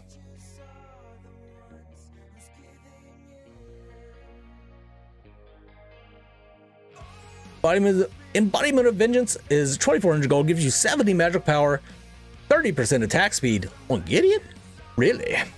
Passive, a successful basic attack on an enemy deals magical damage equal to 20% of magical power and 10 bonus magical damage. So this is going to creep up on people. They're not going to be expecting it. They're going to get hit with the suction cup. They're going to get hit with the rock, and they're going to be like, "That's all he got. I'm going in." And then boom, you hit him right in the face with these Gloves of Jealousy and the Embodiment of Vengeance.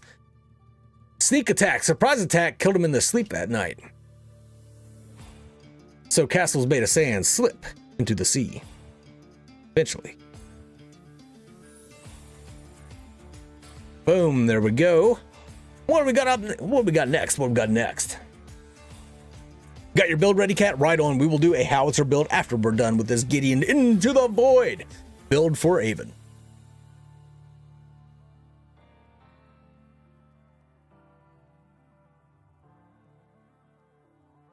They really do, Nexternal. They really do. Witch's shoes. Let's get some witch's shoes in here. What do the witch's shoes do, you might ask?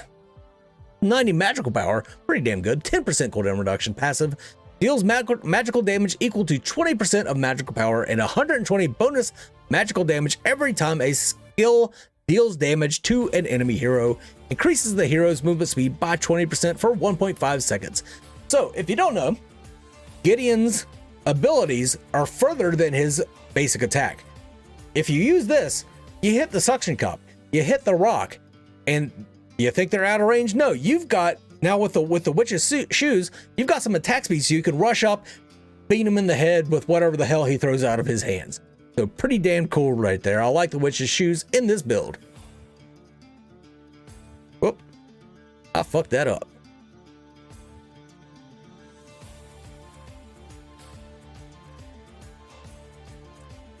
Boom, there we go. And what do we got next?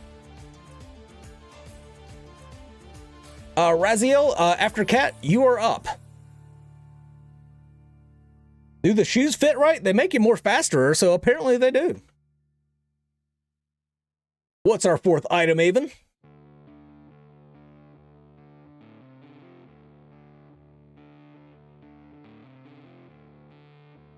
Oh, you got one for Aurora. Blastoise King, really?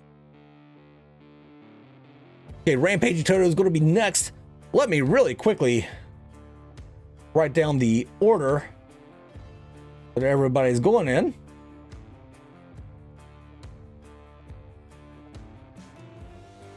Because I don't want to forget.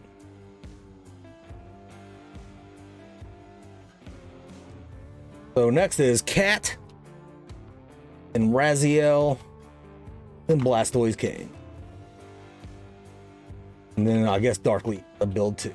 Darkly already went once, so everybody else is going to take priority. Darkly. How you like them, Apple? And I already forgot what item I was supposed to be looking for. Rampaging Toto, there we go. Rampaging Toto is going to give you a whole bunch of damage.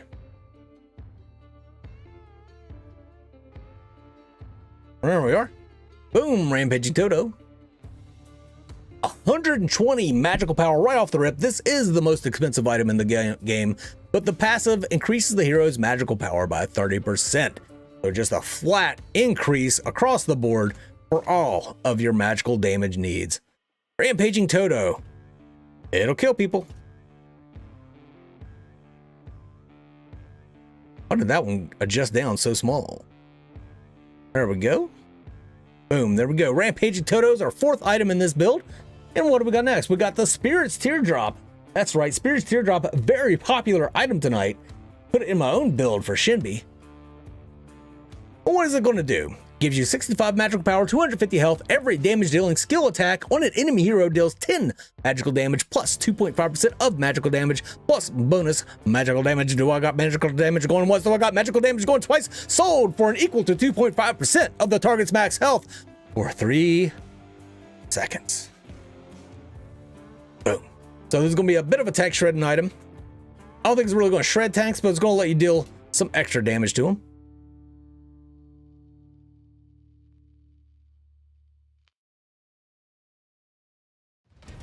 Here's Teardrop. All right, what do we got for number 6? How are we going to cap off this build?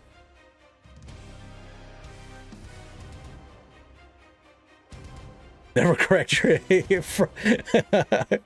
yeah, Ray Leos. Don't tell anybody about the blinks. Vitality lenses. That's right, Vitality lenses.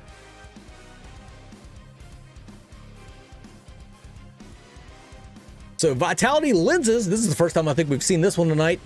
80 magical power, 10 magical penetration. Passive, a successful skill hit on an enemy hero increases the hero's magical penetration by 20 after 2 seconds. So this doesn't mean that you're increasing their magical penetration. You're increasing your own magical penetration by 20. So the effect lasts for 2 seconds. And I think this is probably immediate. I think they have this worded incorrectly. So I don't think you hit a skill and then after 2 seconds you get magical penetration. I don't know. This is weird, worded oddly, but I can kind of see why the delay would actually be beneficial to your build, because after you hit like a suction cup rock combo, it's going to be a little bit before you would be able to benefit from this item if the effect only lasts for 2 seconds. So yeah, it only kicks in after 2 seconds. That actually does make sense. I thought it was worded weirdly. I should have just trusted Soul Leave. So that's a cool item. That's another kind of item. Probably in League of Legends. Everything's in League of Legends, motherfucking League of Legends. But I've never seen an item like that before. I think it's pretty damn cool. So, all right, Avon's Gideon into the void.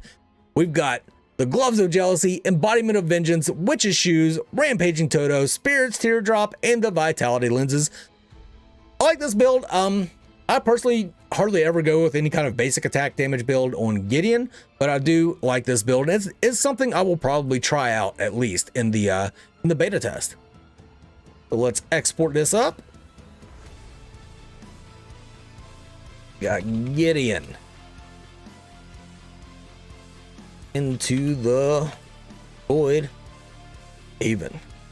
Boom. There we go. All right, now it's Cat. And a Cat, I believe, had a howitzer build. So Cat, while I look for the howitzer PNG, why don't you go ahead and tell me what the name of this build is going to be and tell me what the first item is going to be.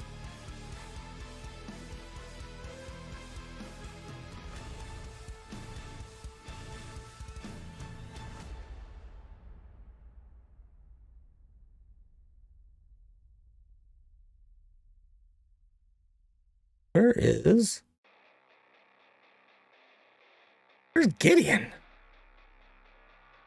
Gideon, you need to get out of here, buddy. But I can't find you. Let's get rid of all of the cards. Boom, there we go. What the hell?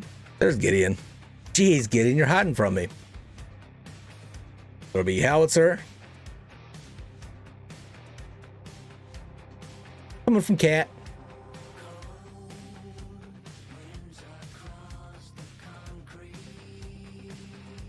All right, let's call the build Howie 2 Electric Boogaloo. Excellent, love it. Here we go. Howie 2. Electric Boogaloo. or Boogaloo for short. Nope, we're going to call it the full name, Howie 2 Electric Boogaloo. That's what we going to do. Put this underneath here. There we go. All right, and what's going to be our first item?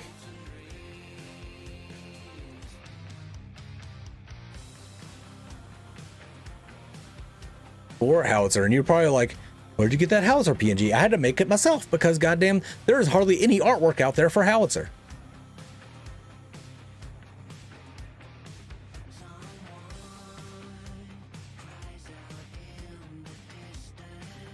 Embodiment of Vengeance, easiest item to farm for first item. So, all right, let's go for it.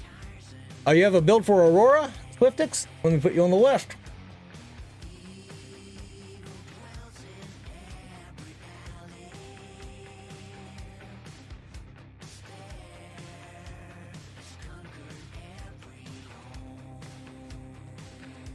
This seems to be another popular item tonight. Embodiment of Vengeance.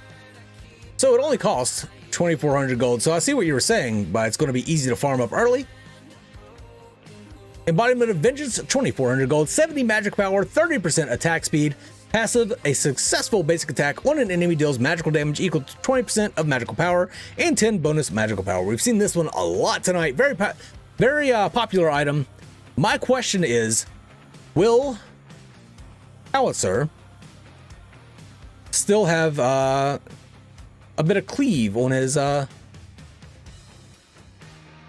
whoops, here we go. Will howitzer still have cleave on his basic attacks? Will they still blow up a little bit? So you got a little bit of cleave on it.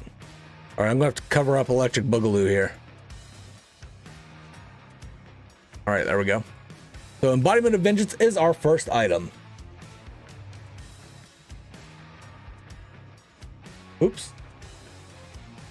Where did I put my YouTubery? There it is. Need a PNG of cute Howie? Yeah, I ain't got that yet. Nyuk's gun wants to do Rampage. All right, cool. Second item from Cat is going to be Bells of Purification, hoping that percent is broken. So let me add Nyuk's gun in here. Fair warning, I'm going to forget which hero you wanted to do by the time you come around. That's fine. That is okay.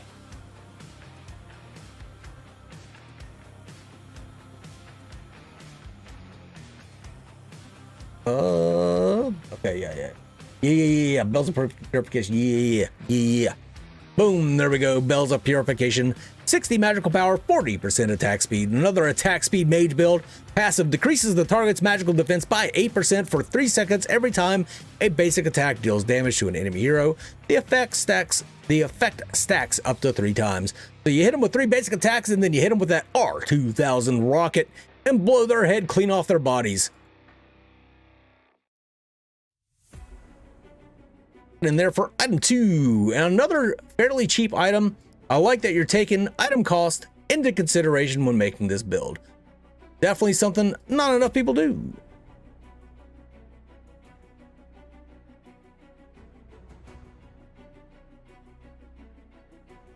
Boom, there we go. And what we got next? Nyuks, all right. We'll just go with Nyuks then. Howitzer have time for 3 basic attacks, and is he fast enough? Don't think so. Probably not. This build does give you some attack speed though, so maybe he will with this build.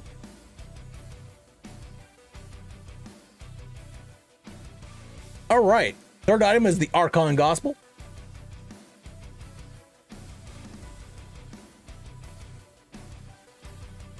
Boom, there we go. 70 magical power, 10% magical vamp, 250 health. Passive increases vamp by 2% for magical damage for 10 seconds every time a skill deals damage to an enemy. The increased effect stacks up to 5 times. So you hit him with an ability, any kind of skill, and it increases your vamp.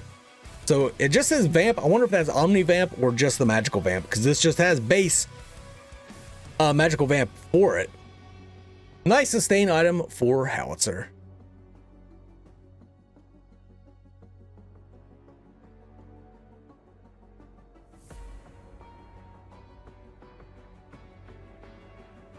Boom, there we go. Archon Gospel. What do we got next for fourth?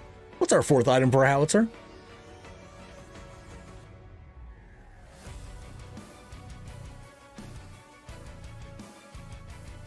Let me know what that is, and then we'll throw it in while I get some water. I learned my lesson in the last stream. I about blew my throat out in that last one.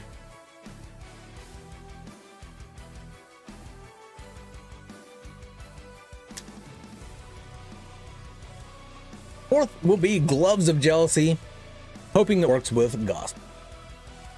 Gloves of Jealousy, another very popular item tonight.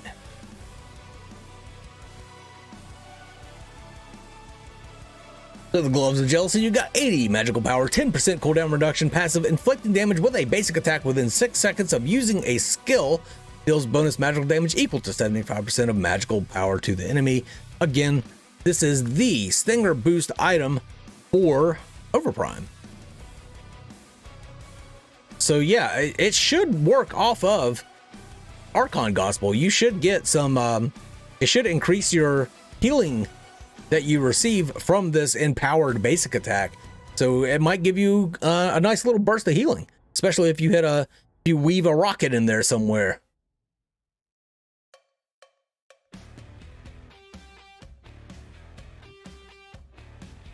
Yeah, you're right. There is no mana built in this one yet. What have we got for a fifth item, Cat?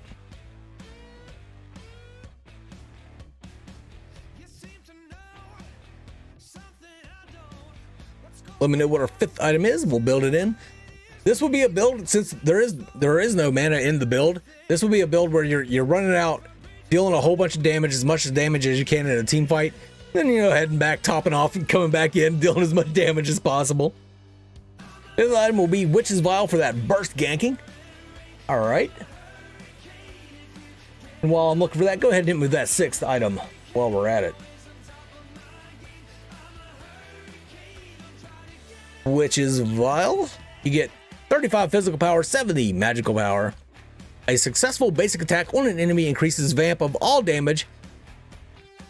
Wait, did you say Witch's Vial or Witch's Shoes? Successful basic attack on an enemy increases vamp of all damage by 8% for 4 seconds. So using R&B, Q, ER skills recovers 10 mana. So at least now with this Witch's Vial, we are getting some mana recovery from actually landing abilities.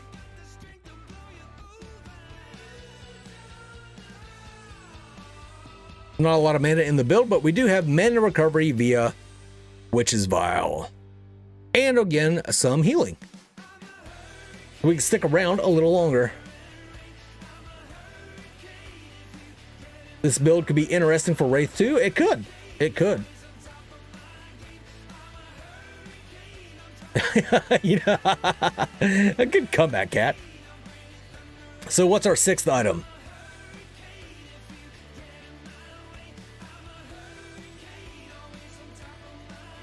What do we got? How are we going to top this build off?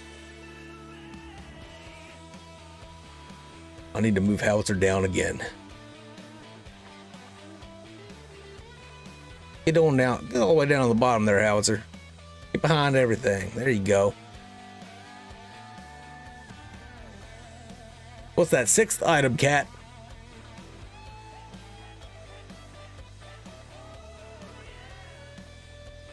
Then what happens in the late game, 6 Cultist Bow, or so we got us a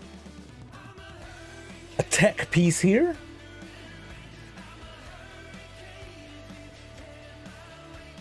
Oops. I'll put that below everything. There we go. Cultist Bow gives you 65 magical power, 15 magical penetration, 300 health. If a nearby enemy hero's health is below 50%, the hero's dealt damage is increased by 15%. So if you are ahead and you're getting people low, this is going to help you finish them off earlier. And then Cat says Rampaging Toto, but with the attack speed, Rampaging not going to work well with it. I agree. This is not really this isn't as much of a nuke build as it is a basic attack build, weaving basic attacks into abilities. So let's leave Cultist Bow as our 6th item. There we go. Let's export it.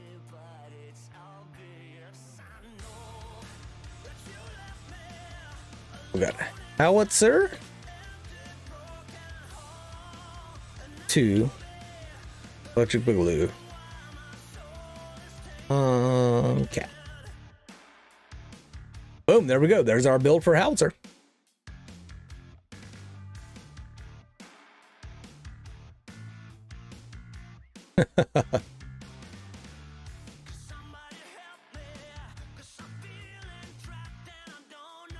Okay, next, yeah, I can see that.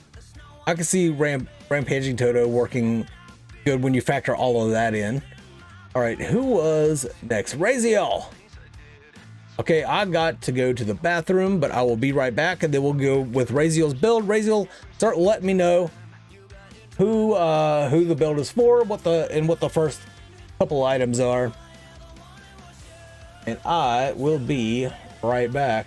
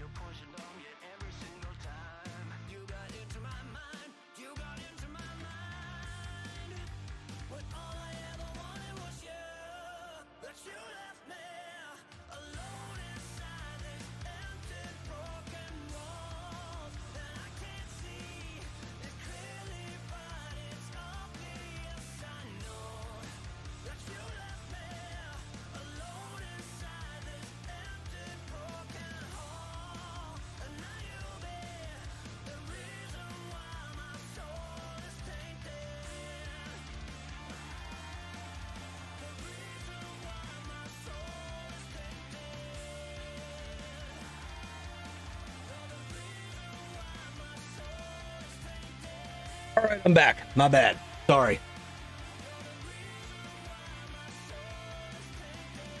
Okay, Raziel. Oh, why am I putting my headphones on? I don't even need them right now. Okay, Raziel's. Okay, let's see what you got for Kwang. So let's pull up Kwang. He rose.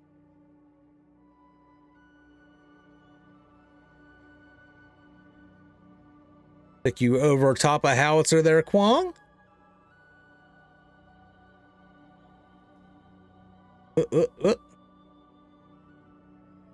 Goodbye, Howie. Let's get rid of all these cards.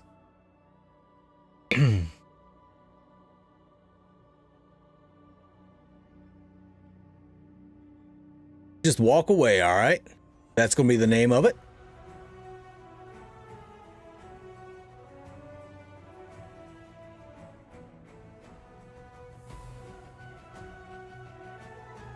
From Raziel.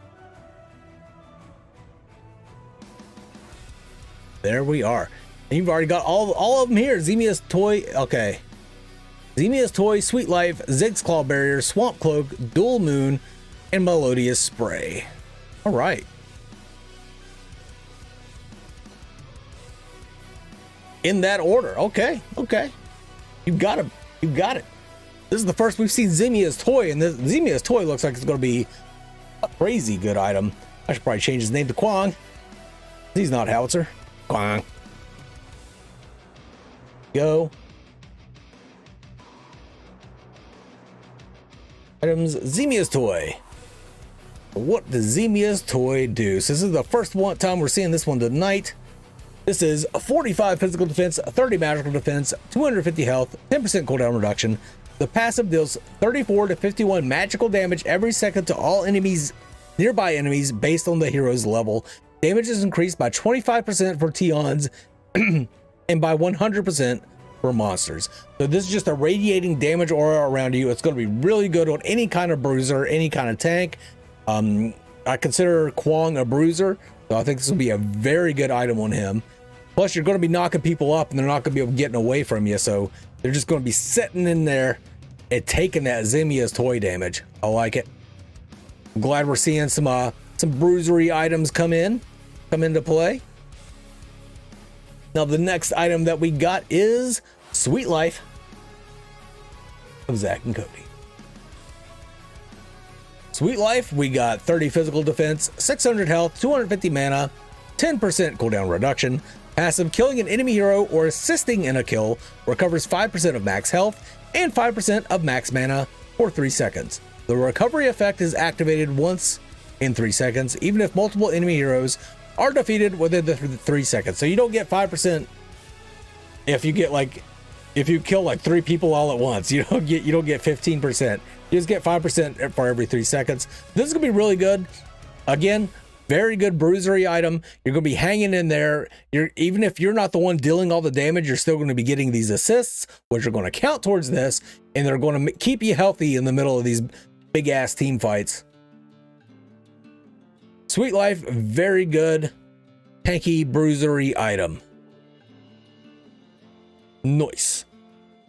And then what do we got next? We've got the Swamp Cloak. Nope. Zink's Claw Barrier. My bad. We have seen this one once tonight. Physical defense, magical defense, health, and it reflects 20% of all heroes receive damage. Also decreases enemies' healing by 30% for 3 seconds, affecting both regeneration and recovery. So, this is just a passive. Just passively reflects 20% of all the damage you receive. If it's a magical damage, doesn't matter. If it's a basic attack, doesn't matter. It's going to reflect 20% of that damage. And it's going to apply trauma to that person so they're not healing as much. So Zink's Claw Barrier, 3,400 gold, worth every penny.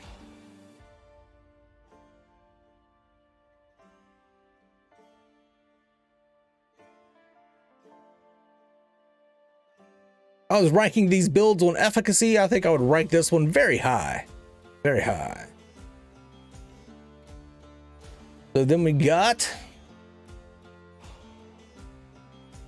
what we got next? Now is Swamp Cloak. This is part of that just walk away, I would imagine. Yep, I didn't hit the there we go. Swamp Cloak.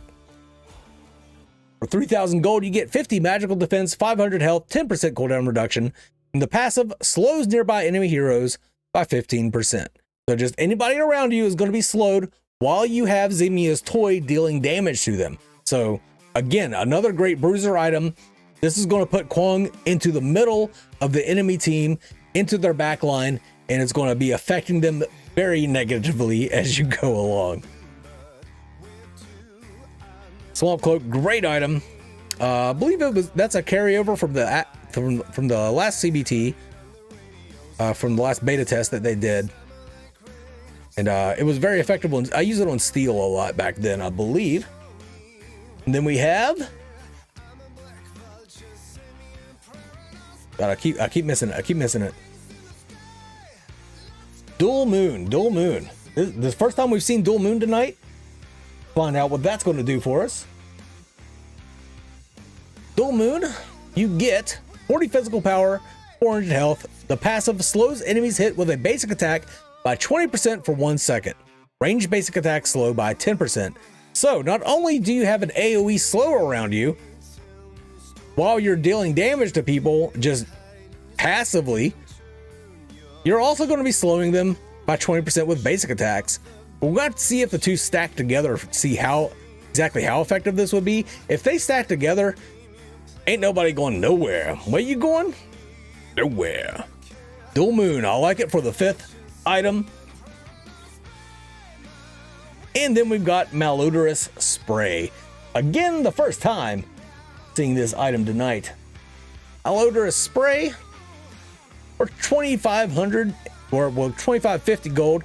You get 65 physical defense and 300 health.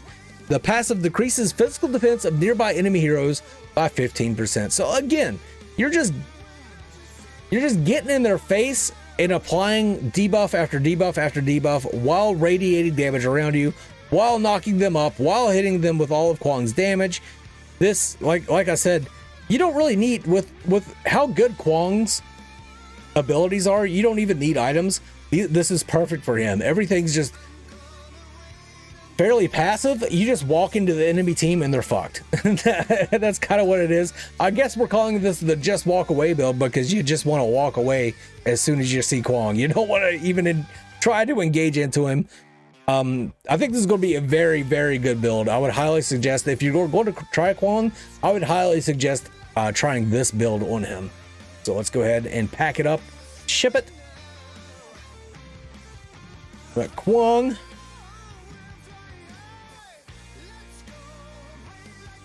Walk away. Whoop. God damn it. Did I spell that right? I did not. I before E except after C. There we go. The Kwang just walk away build.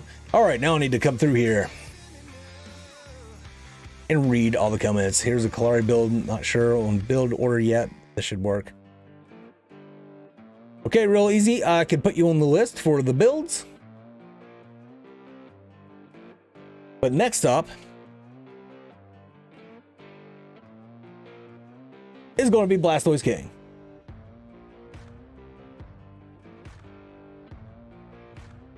So Blastoise King, let me know, who do you want to do the build for? Let me know what you want to name the build. Let me know what the first item is. Yeah, it's pretty much Bell Arm Prop. Yeah, OSM, the beta, if you're East Coast NA like me, it's November 9th at 9 p.m. is when it starts. ain't no one walking away from that nut. They're gonna be too slow.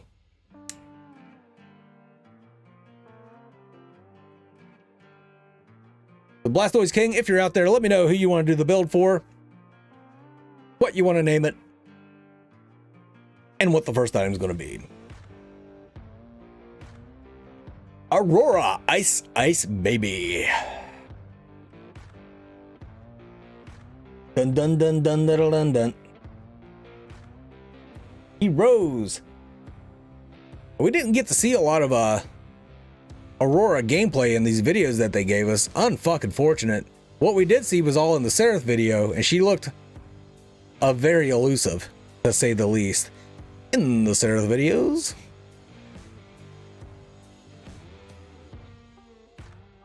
Here. So we're going to go with Aurora.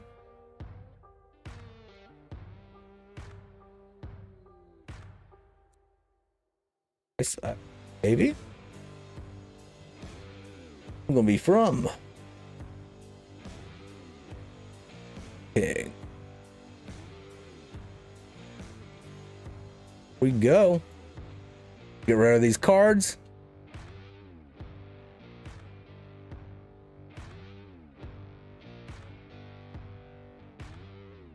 Four days and 2 hours. Avon, thanks for dropping by.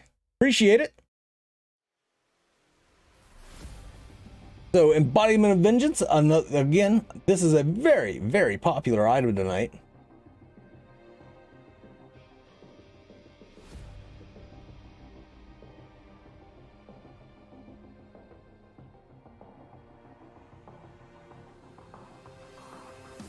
So, Embodiment of Vengeance, 70 magical power, 30% attack speed.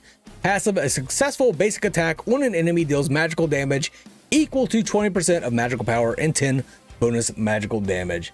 So Aurora she doesn't have a lot of damaging abilities, but she has a lot of damage. Her swings hurt. So you're going to be rooting somebody in place.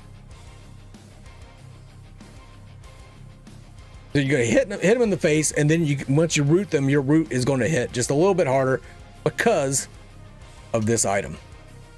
So what do we got next? Bells of Purification? Well, hell's bells. Bells of Purification, what that does is gives you 60 magical power, 40% attack speed. Passive decreases the target's magical defense by 8% for every 3 seconds every time a basic attack deals damage to an enemy hero. The effect stacks up to 3 times. So I like these items. Like we've seen them on Howitzer, we've seen them on Gideon. I think I like them better on like Wraith or Aurora like this, as they are a little more centered around their basic attacks than their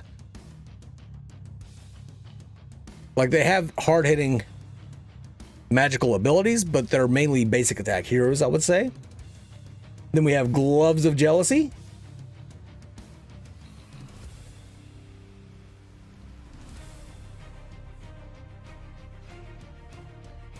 Gloves of Jealousy, again, is the Stinger Boost item.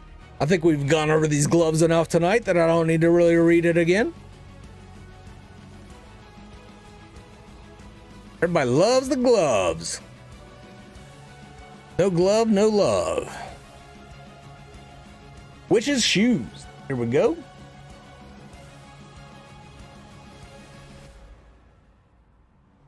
Witch's Shoes, you get 90 magical power, 10% cooldown reduction. Deals magical damage equal to 20% of magical power and 120 bonus magical damage every time a skill deals damage to an enemy hero. Increase the hero's movement speed by 20% for 1.5 seconds. So you can activate this with the root. You could activate this with Glacial Charge. And her ultimate. Used to be called Cryocism. I don't know what it's called anymore.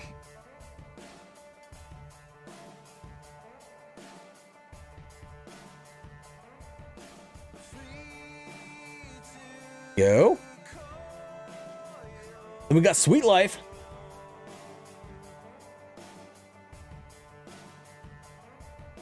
And just a reminder, Sweet Life gives you 30 physical defense, 600 health, 250 mana, 10% cooldown reduction.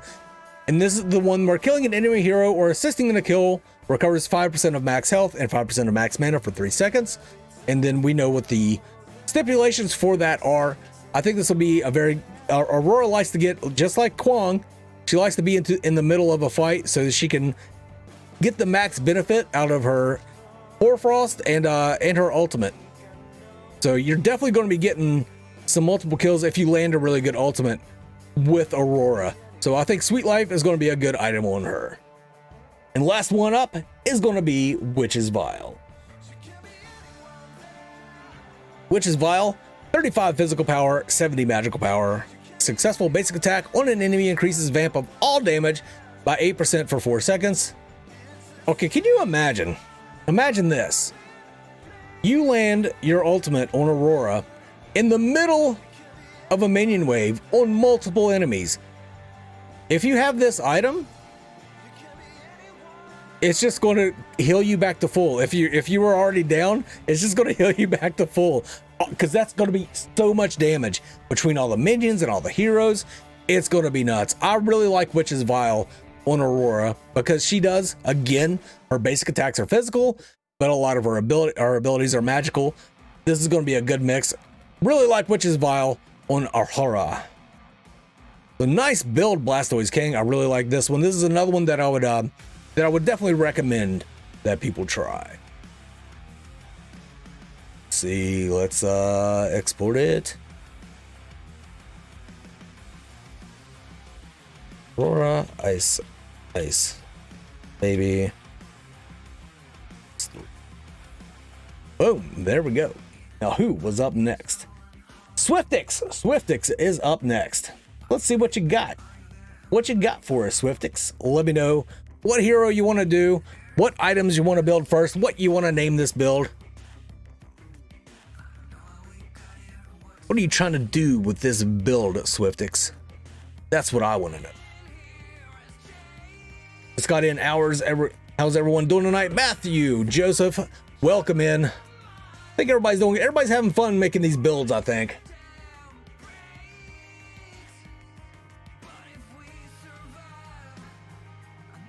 But everybody is seems to be pretty obsessed with a magical auto attack based build.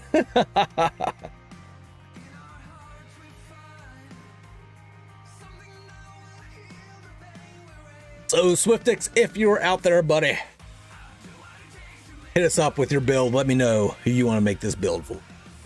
Also, Aurora, very nice. What do you want to call it, Swiftix? And what are your items?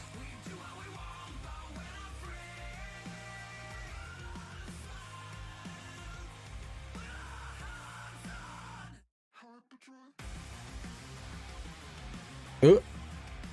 Spelling your name wrong all over the damn place. Frostbite. Ooh.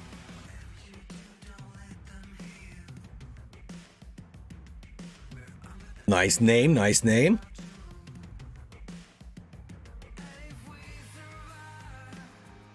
All right, and what are we gonna do with Frostbite? What's our first item going to be?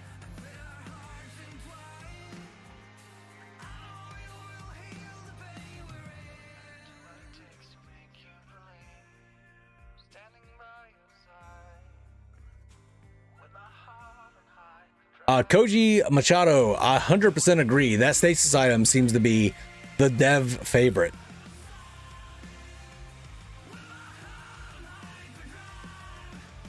I know, Frop, right?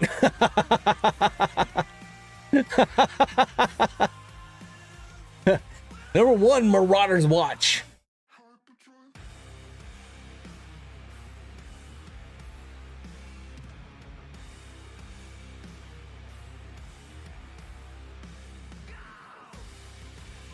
So Marauder's Watch, we get 50 physical power, 20% attack speed, 10% cooldown reduction. A successful basic attack on an enemy decreases all skill cooldowns by 0.2 seconds. So while you're whipping their ass, you're decreasing the cooldown on Hoarfrost so you can root them in place again. I can dig it. And what do we got next, Swiftix? High Wind Spirit's Bow.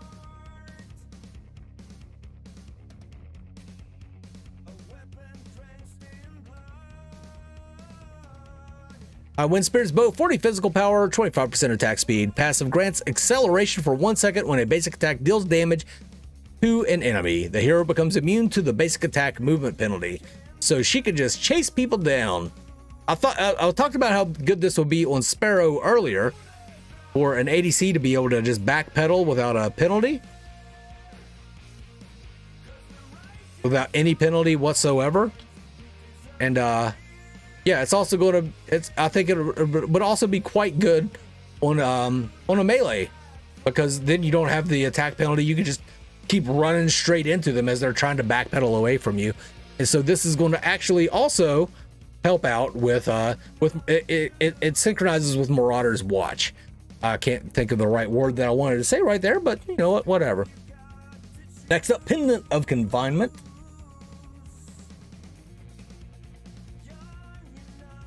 Whoops, I opened it up instead of shifting it over. Pendant of Confinement, you get 50 magical damage, 300 health, 350 mana, 15% cooldown reduction. Passive, a successful basic attack on an enemy within 3 seconds after using a skill slows the enemy by 30% for 1.5 seconds and deals 150 bonus magical damage to all nearby enemies. And hopefully, if you're playing Aurora, you're going to be hitting this after a Cryosism, after the big ultimate, and everybody's going to be grouped up anyway because they're all going to be frozen together. So boom, there you go. Next up is the Cultist. Oh, Dual Moon is the next one. My bad. Dual Moon. Dual Moon, you got 40 physical power, 400 health. Slows enemies hit with a basic attack by 20% for 1 second. So once you get them locked in, it seems with this build, once you get them rooted once with Hoarfrost, they ain't going fucking nowhere after that. Where they going? Yeah, once you hit them with a Hoarfrost, they're locked in for good. They're not getting away because you are not going to have a basic attack penalty. And so we have Cultist Blow.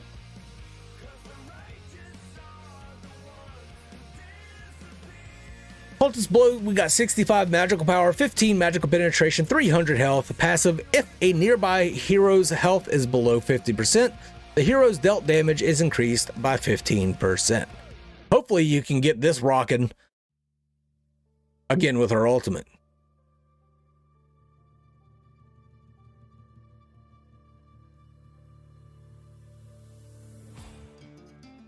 Then final item is the Bells of Purification. Another one we've seen a lot of tonight.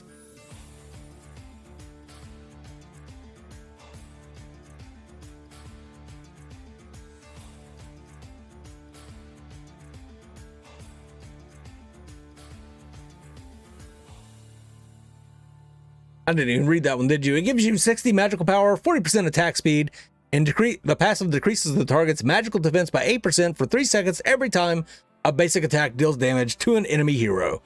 The effect stacks up to 3 times. So you hit him a couple times and then you hit him with the ult, or you hit him with the Hoarfrost. And then, of course, with this build, this Frostbite build, you're not getting away. I think there's... What am I looking for? It's like a symbiotic relationship. What's the fucking word I'm looking for? But these items work well off of each other. So I think that's really good. That's what you want to look for in a build. With Aurora, though, it's going to be hard. It's going to be tough to tell what kind of damage she's going to be doing and what's going to be good on her.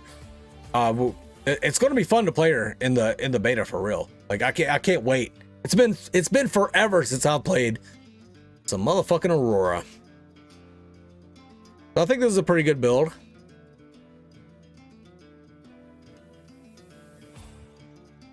Aurora, Frostbite, Swift. Boom, there we go. All right, who was up next? Nyux. I believe Nyux had a Rampage build, if I'm not mistaken, but I may well be mistaken. Booty Gorilla, what's up? Synergy, yes, synergistic. God damn it, thank you so much. Razio with it too, synergy, yes. Thank you, jeez. Why could I not think of that word? How many characters? Does anybody know that one off the top of their head? Gonna be quite a few.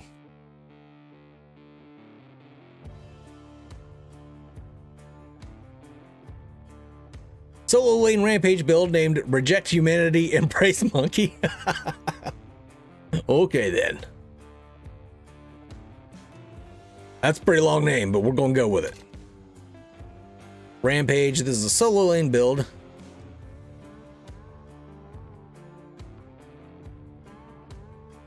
Reject Humanity. Embrace.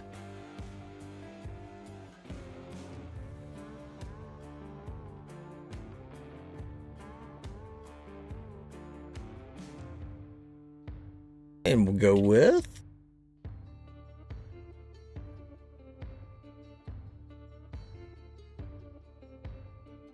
going from Nyux right on. Get rid of all these other cards. Start telling me what this build is. This solo lane Rampage build that you have. Let me know. Okay, let me know what the first item is while I'm looking for the Rampage PNG. I almost completely forgot that. That doesn't look anything like Rampage, does it? Heroes.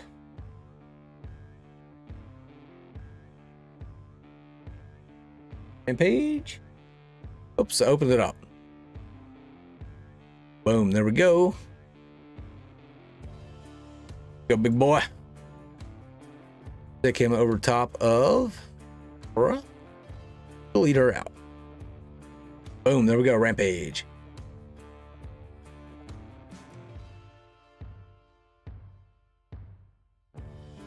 All right. So number 1, Zemia's Toy. Good choice, excellent choice. That seemed to be pretty made up whenever they were looking at the whenever we were looking at the gameplay. But this is the one that deals AoE damage around you. You get 45 physical defense, 30 magical defense, 250 health, 10% cooldown reduction, and it deals 34 to 51 magical damage every second to all nearby enemies.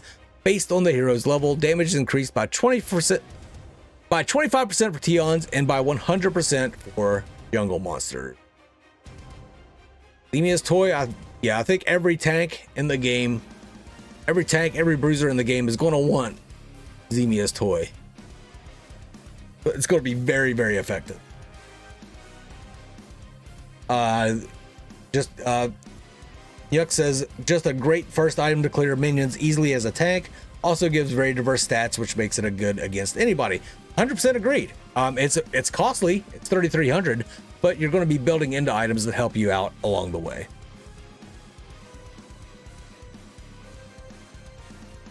You just want Yucks there? I spelled it wrong anyway, so.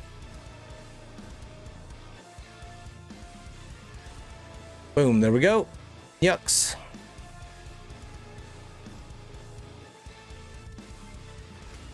I ripped that Rampage pick straight off their website.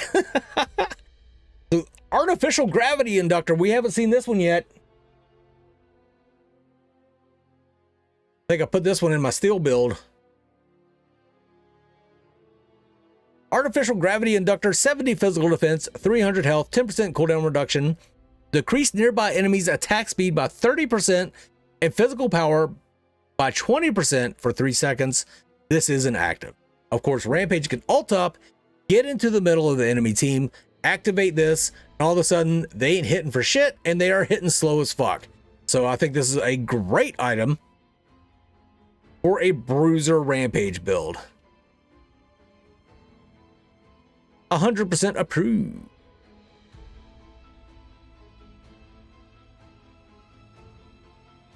Bugger, go. All right, now what we got next?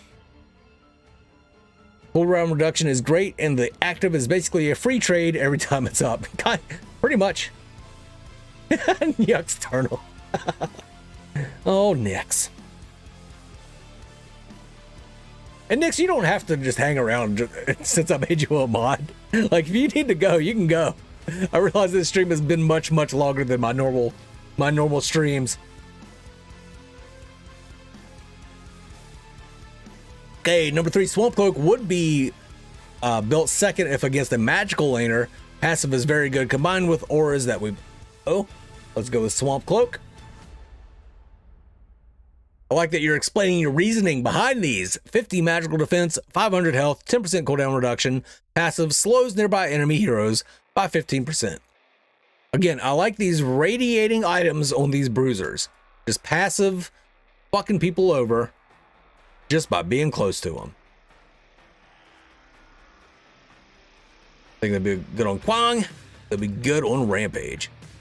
Swamp Cloak is our third item. Second item if we're against a caster in lane, which is probably going to happen a lot. So what we've got for the fourth item.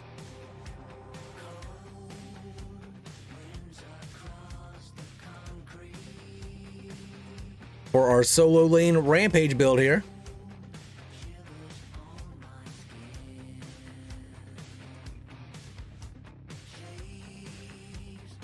Existing is a yeah, exactly.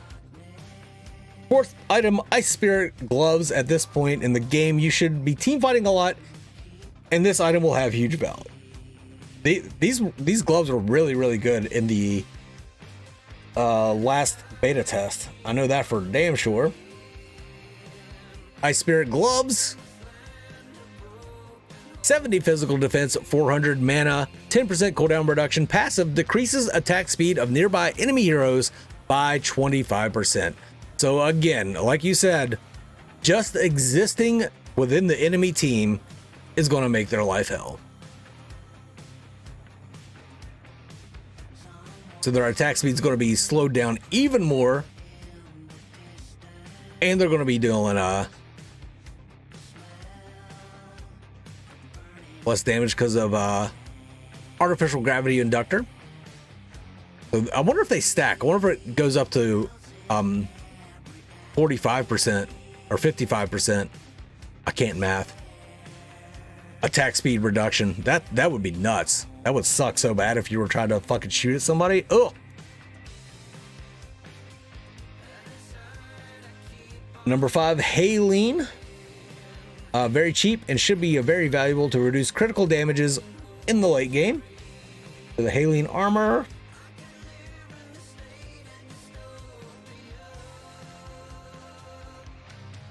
Did I not look that up? Is it Haleen?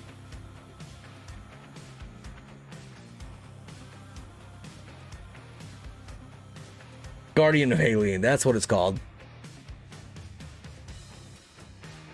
Guardian of Haleen, 50 physical defense, 300 health, 5% cooldown reduction. The passive decreases received critical damage by 25%.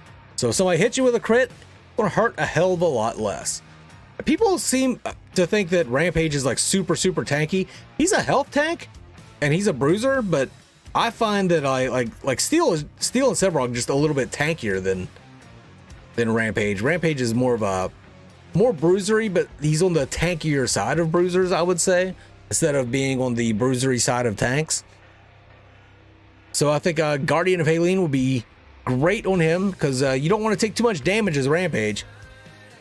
What do we got next, Nyux?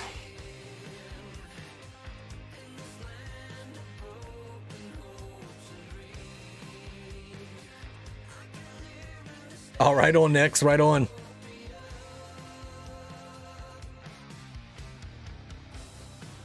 So what do we got for our 6th item for our solo lane Rampage? I'm liking this build, man. I'm really liking this build. I think this is definitely one that I think people should pick up and play if they decide to play some Rampage. 6, Mitre of the High Priest. This is a bit of a support. This is more of a supporty item, but I think it works with what you've got going right here.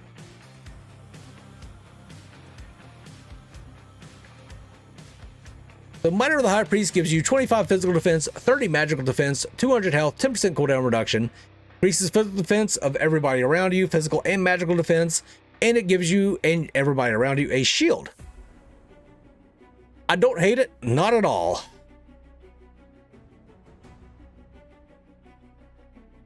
See what Nyux has to say about it here in just a second.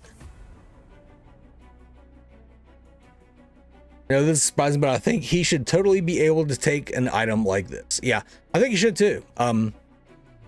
It's just gonna have there are times when you're like, if you put a massive shield on yourself and then you ult up, they got to get through that shield all the time you're regaining health.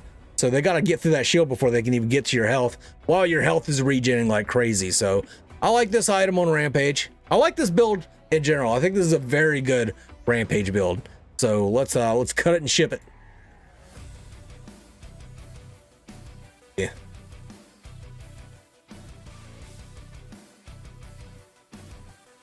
Page. Race Monkey. Nyux. Here we go. S. Harper, when the game developing and the actual players get their hands on them, it's a great idea to start talking about starting items and in-game ideas. Yeah.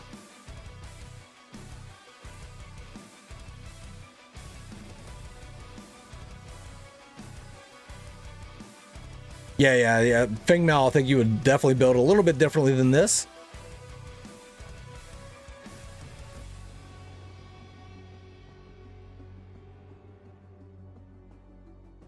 And we got real easy how to build. Darkly, I'm afraid your phase build is going to be the only build we get to because my voice is starting to go.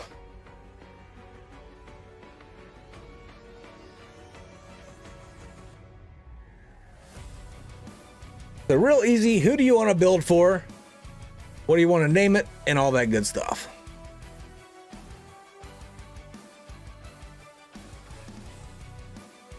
If you're still there, real easy.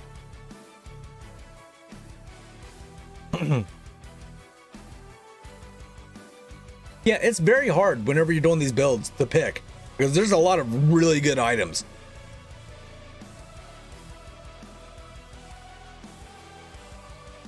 I 100% agree with that.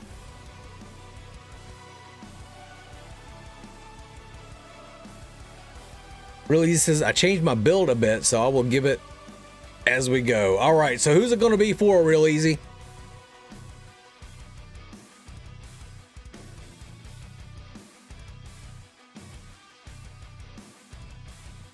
Yeah, Darkly, just send it to me on Discord. That's fine.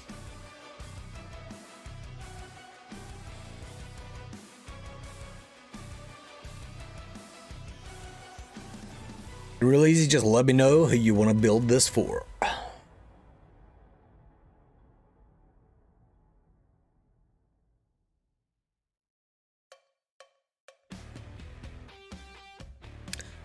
Kalari. It's another Kalari build. So we got Kalari. Let me go find, so come up with a name for it and tell me what the first item is while I find the Kalari PNG.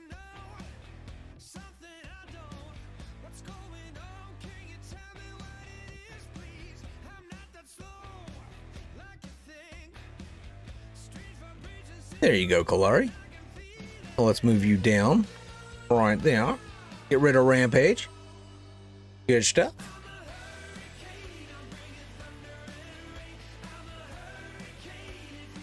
And let me switch over to items.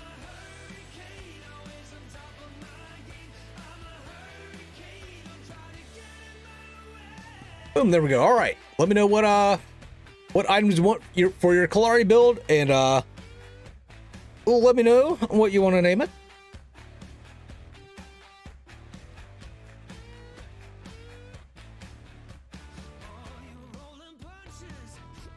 Whoa, did not mean to do that.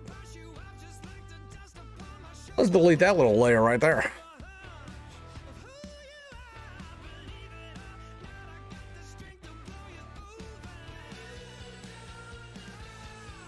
Are you out there real easy? Sorry, I know there's a stream delay and all that shit. Bone Crusher. So we're gonna go with the Bone Crusher, which is the upgraded starter item, I believe. So this is for a jungle Kalari. So you got 30 physical power, 40 magical power, 200 health, passive, landing a base attack on a monster, deals 50 true damage, and recovers 10% health and 5 mana. That's a lot of health to be passively hitting monsters for anyway. Using the item on Tions, this is lane minions, or monsters, deals 350 true damage, blah, blah, blah. It's a smite. We all know what it is. It's a fucking smite. Oops, I did it again. So this is going to be a jungle Kalari build. So let's put the name in here as jungle.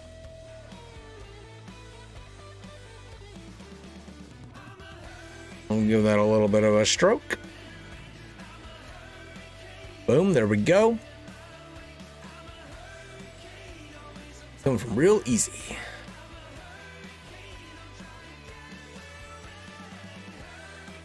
Underscore.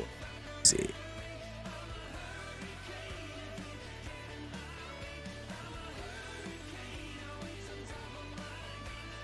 We got Bone Crusher, which we're going to keep till the end game. Upgrade to tier 3. And what else you got?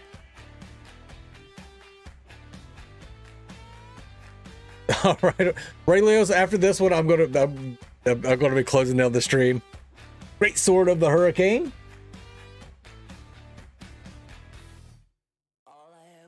I can't even hear the music.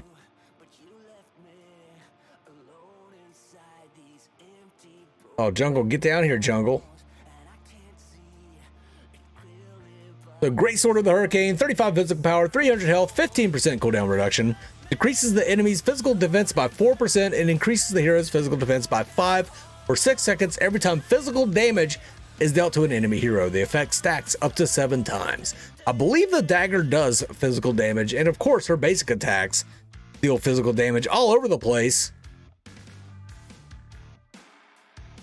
Here we go. Great Sword of the Hurricane. Well, thank you, J-Man.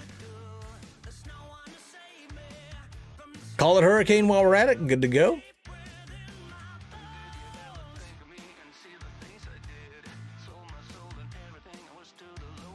And what's our next item? Go ahead and hit me with the next 2.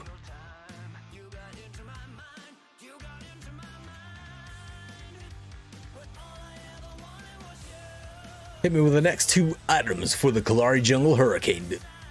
Clawed Storm, that's a first. We haven't heard of this one yet.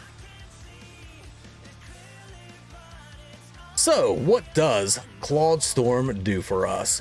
Well, I'll tell you, for 2,800 gold, it gives you 45 physical power, 20 physical penetration. We haven't seen a lot of physical penetration items 10% cooldown reduction. In the active, this is an active effect, it increases the hero's movement speed by 20% for 4 seconds.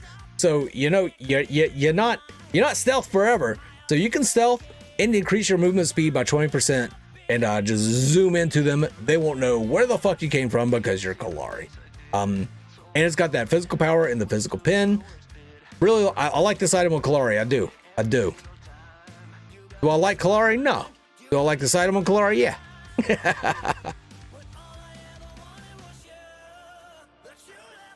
There we go. Cloud Storm. This is going to be our third pickup. I bet he was happy. How you doing? Oh, it's Nyux. What? Nyux. Whopping out like that.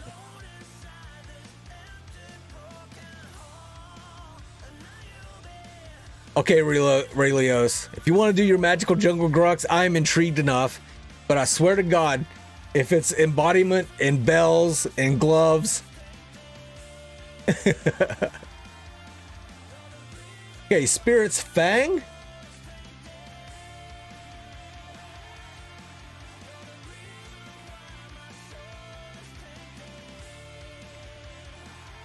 Spirit's Fang, 2,800 gold. Oops. There we go. You get 40 physical power. This is the first time I think we've seen this one too. 40 physical power, 30% attack speed, 300 health, deals physical damage equal to 150% of physical power to nearby enemies and slows them by 30%. So this is another active item that's going to deal AoE physical damage, which you're going to have a lot of on Kallari, and it's going to slow them down.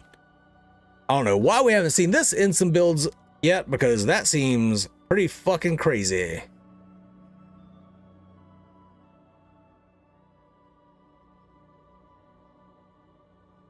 Boom, there we go. And what do we got next? Real easy.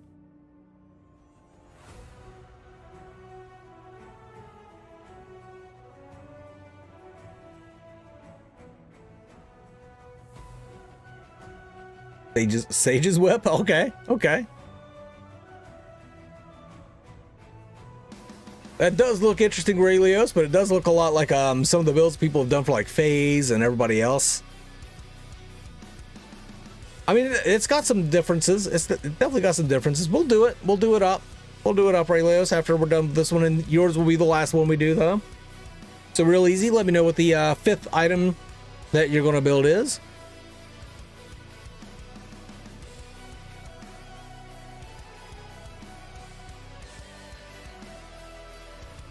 I swear, if magical damage Grux becomes a thing.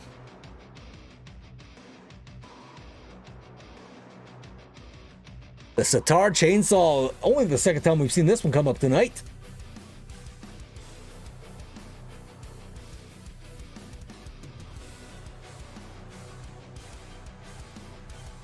Sitar oh, well, I need to read it, don't I? Whoa, God. What did I do?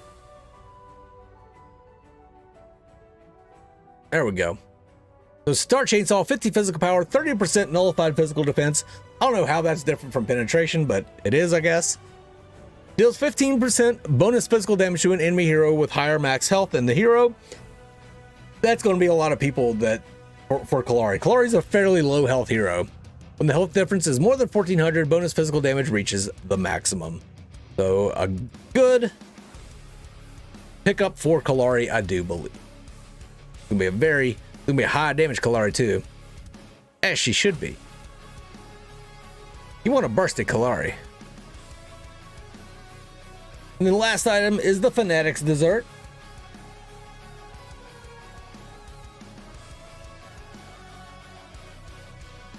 Where is that? There it is. Boom. Fanatic's Dessert. 30 physical power, 20% critical rate, 20% attack speed. Passive grants a shield that absorbs 220 to 560 damage for 3 seconds if the hero's health is below 30%. So this is a quick get out of jail free card for Kallari. I like all these. It seems like these shielding items that whenever you get low health seem to be pretty meta in the gameplay videos that we saw. Okay, so we got the Kallari Hurricane build from Real Easy. I think it's Dessert. Look at it.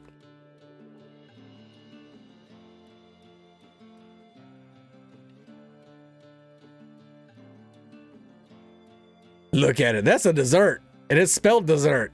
It's dessert. And how are you going to equip an entire desert?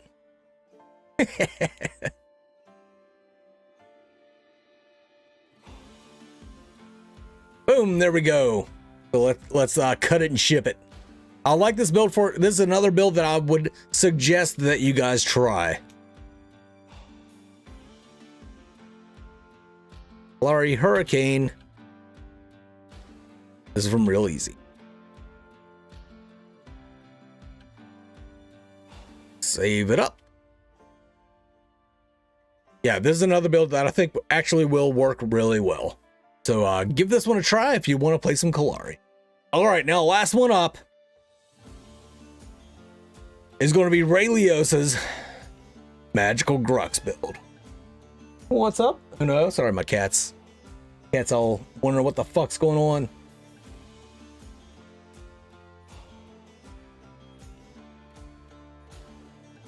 Let's pull Grux in. Yeah, Nix, I think you're the only one that did an ADC.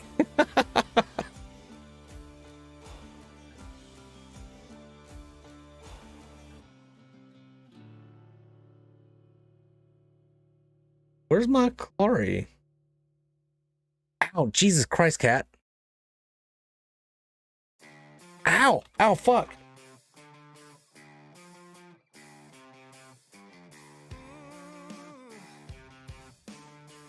Okay, so we got Grux.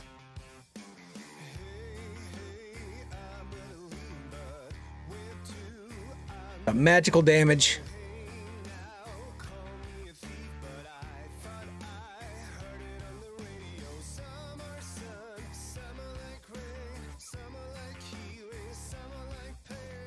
J-Man, I'm going to post them in strategy in the OP Discord.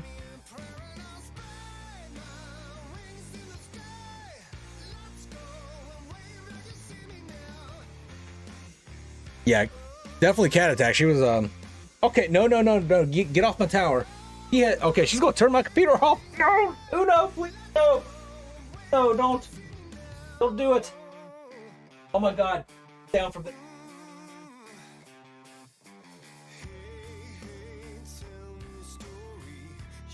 God, how are you locked in? No, we're not playing. You're. Oh.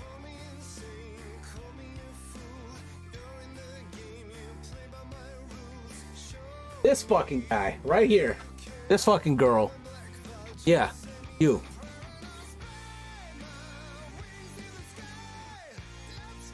That's something she's been doing lately. She gets on my lap and then she turns off my fucking computer. Grux the Wizard, all right. Start queuing up those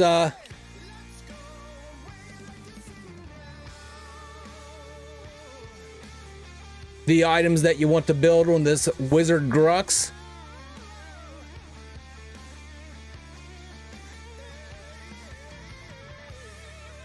And if the stream suddenly ends, it's because the cat is going to has turned off my computer.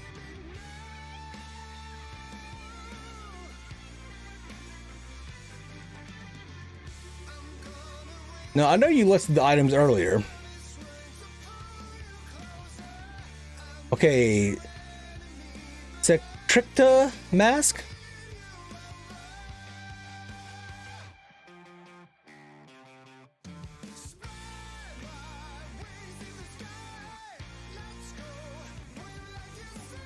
I don't see no Sectricta mask. What?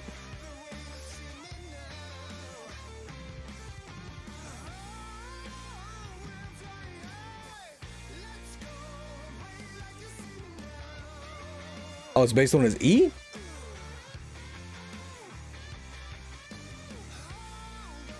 Okay, Ray Leos, let me know the items then. I'm looking at this, I don't see a Sectricta mask.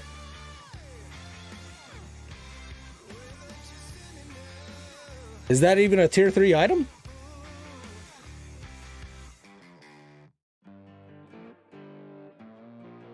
Oh, okay. See, I only saved the tier 3 items. These are meant to be in the game builds.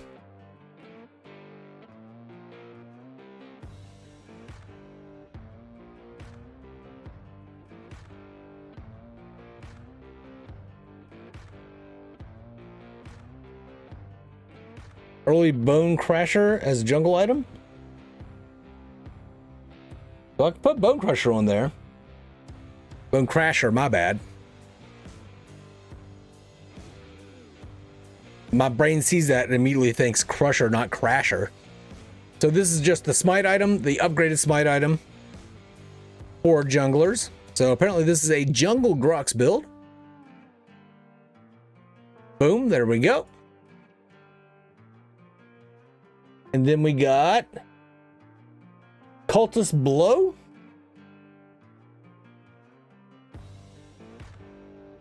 Which I keep thinking is Cultist Bow. 65 magical power on Grux, guys, on Grux. 15 magical penetration, 300 health. If a nearby enemy hero's health is below 50%, the hero dealt damage is increased by 15%.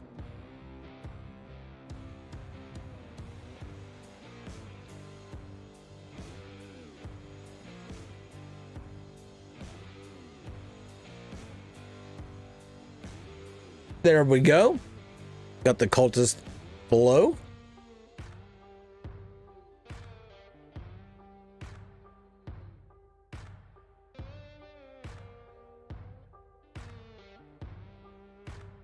Oh, son of a bitch.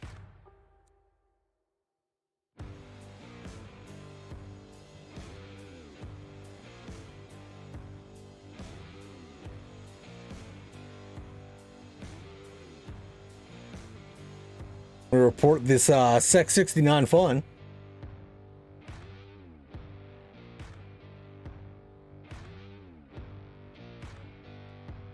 Cultist Blow, Gloves of Jealousy, Witch's Shoes, Pendant of Confinement, and Sage's Whip. All right. So we got... I got Cultist Blow in here. I'm going Gloves of Jealousy.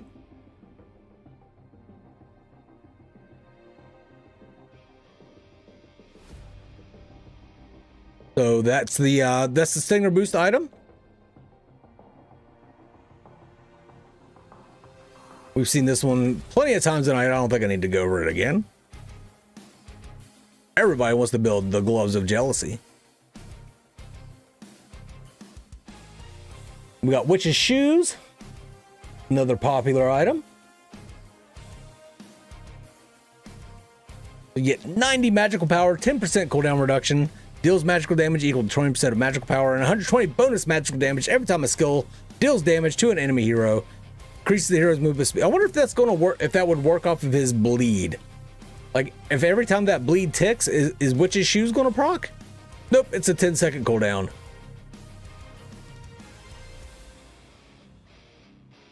So the answer is no. No, it will not. Still, I can see this actually being good on Grux. I'm not going to recommend that people try this build, though, like magical damage on Grux. If Rayleos makes it work, then... hell yeah, but I don't think that's going to happen. If anybody can make it work, it'll be Ray. Pendant of Confinement.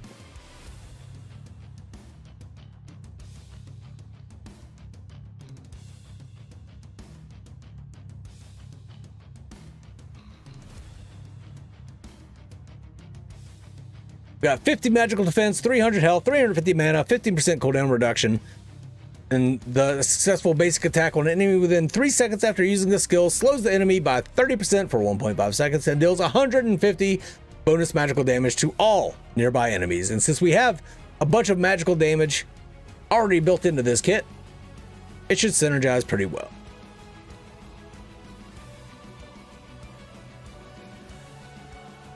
Then the last item is going to be the Sage's Whip. We haven't seen this one.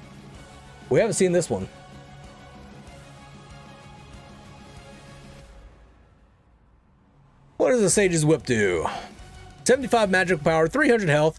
Dealing magical damage to an enemy hero decreases the enemy hero's healing by 40% for 4 seconds each time, affecting both regeneration and recovery. Now this should work.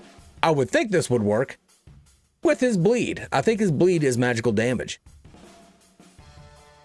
So you're bleeding him and traumatizing him. I'd be pretty traumatized if I got double blowed by Grux. I think his double chop also reduces healing effects too. So we got Bone Crasher, we got Cultist Blow, we got the Gloves of Jealousy, Witch's Shoes, Pendant of Confinement, and Sage's Whip. Yeah, I think it might be a little bit of overkill, Rayleos. So this might work, it may not. Let me change. Rayleos. Is that right? Yep. So let's export this.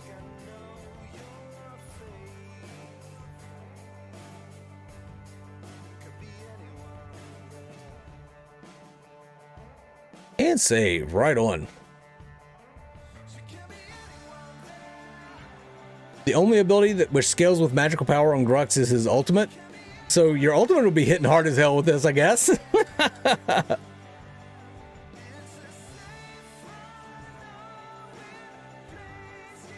Oh yeah, if Smash and Grab took a bunch of your health, that would be crazy.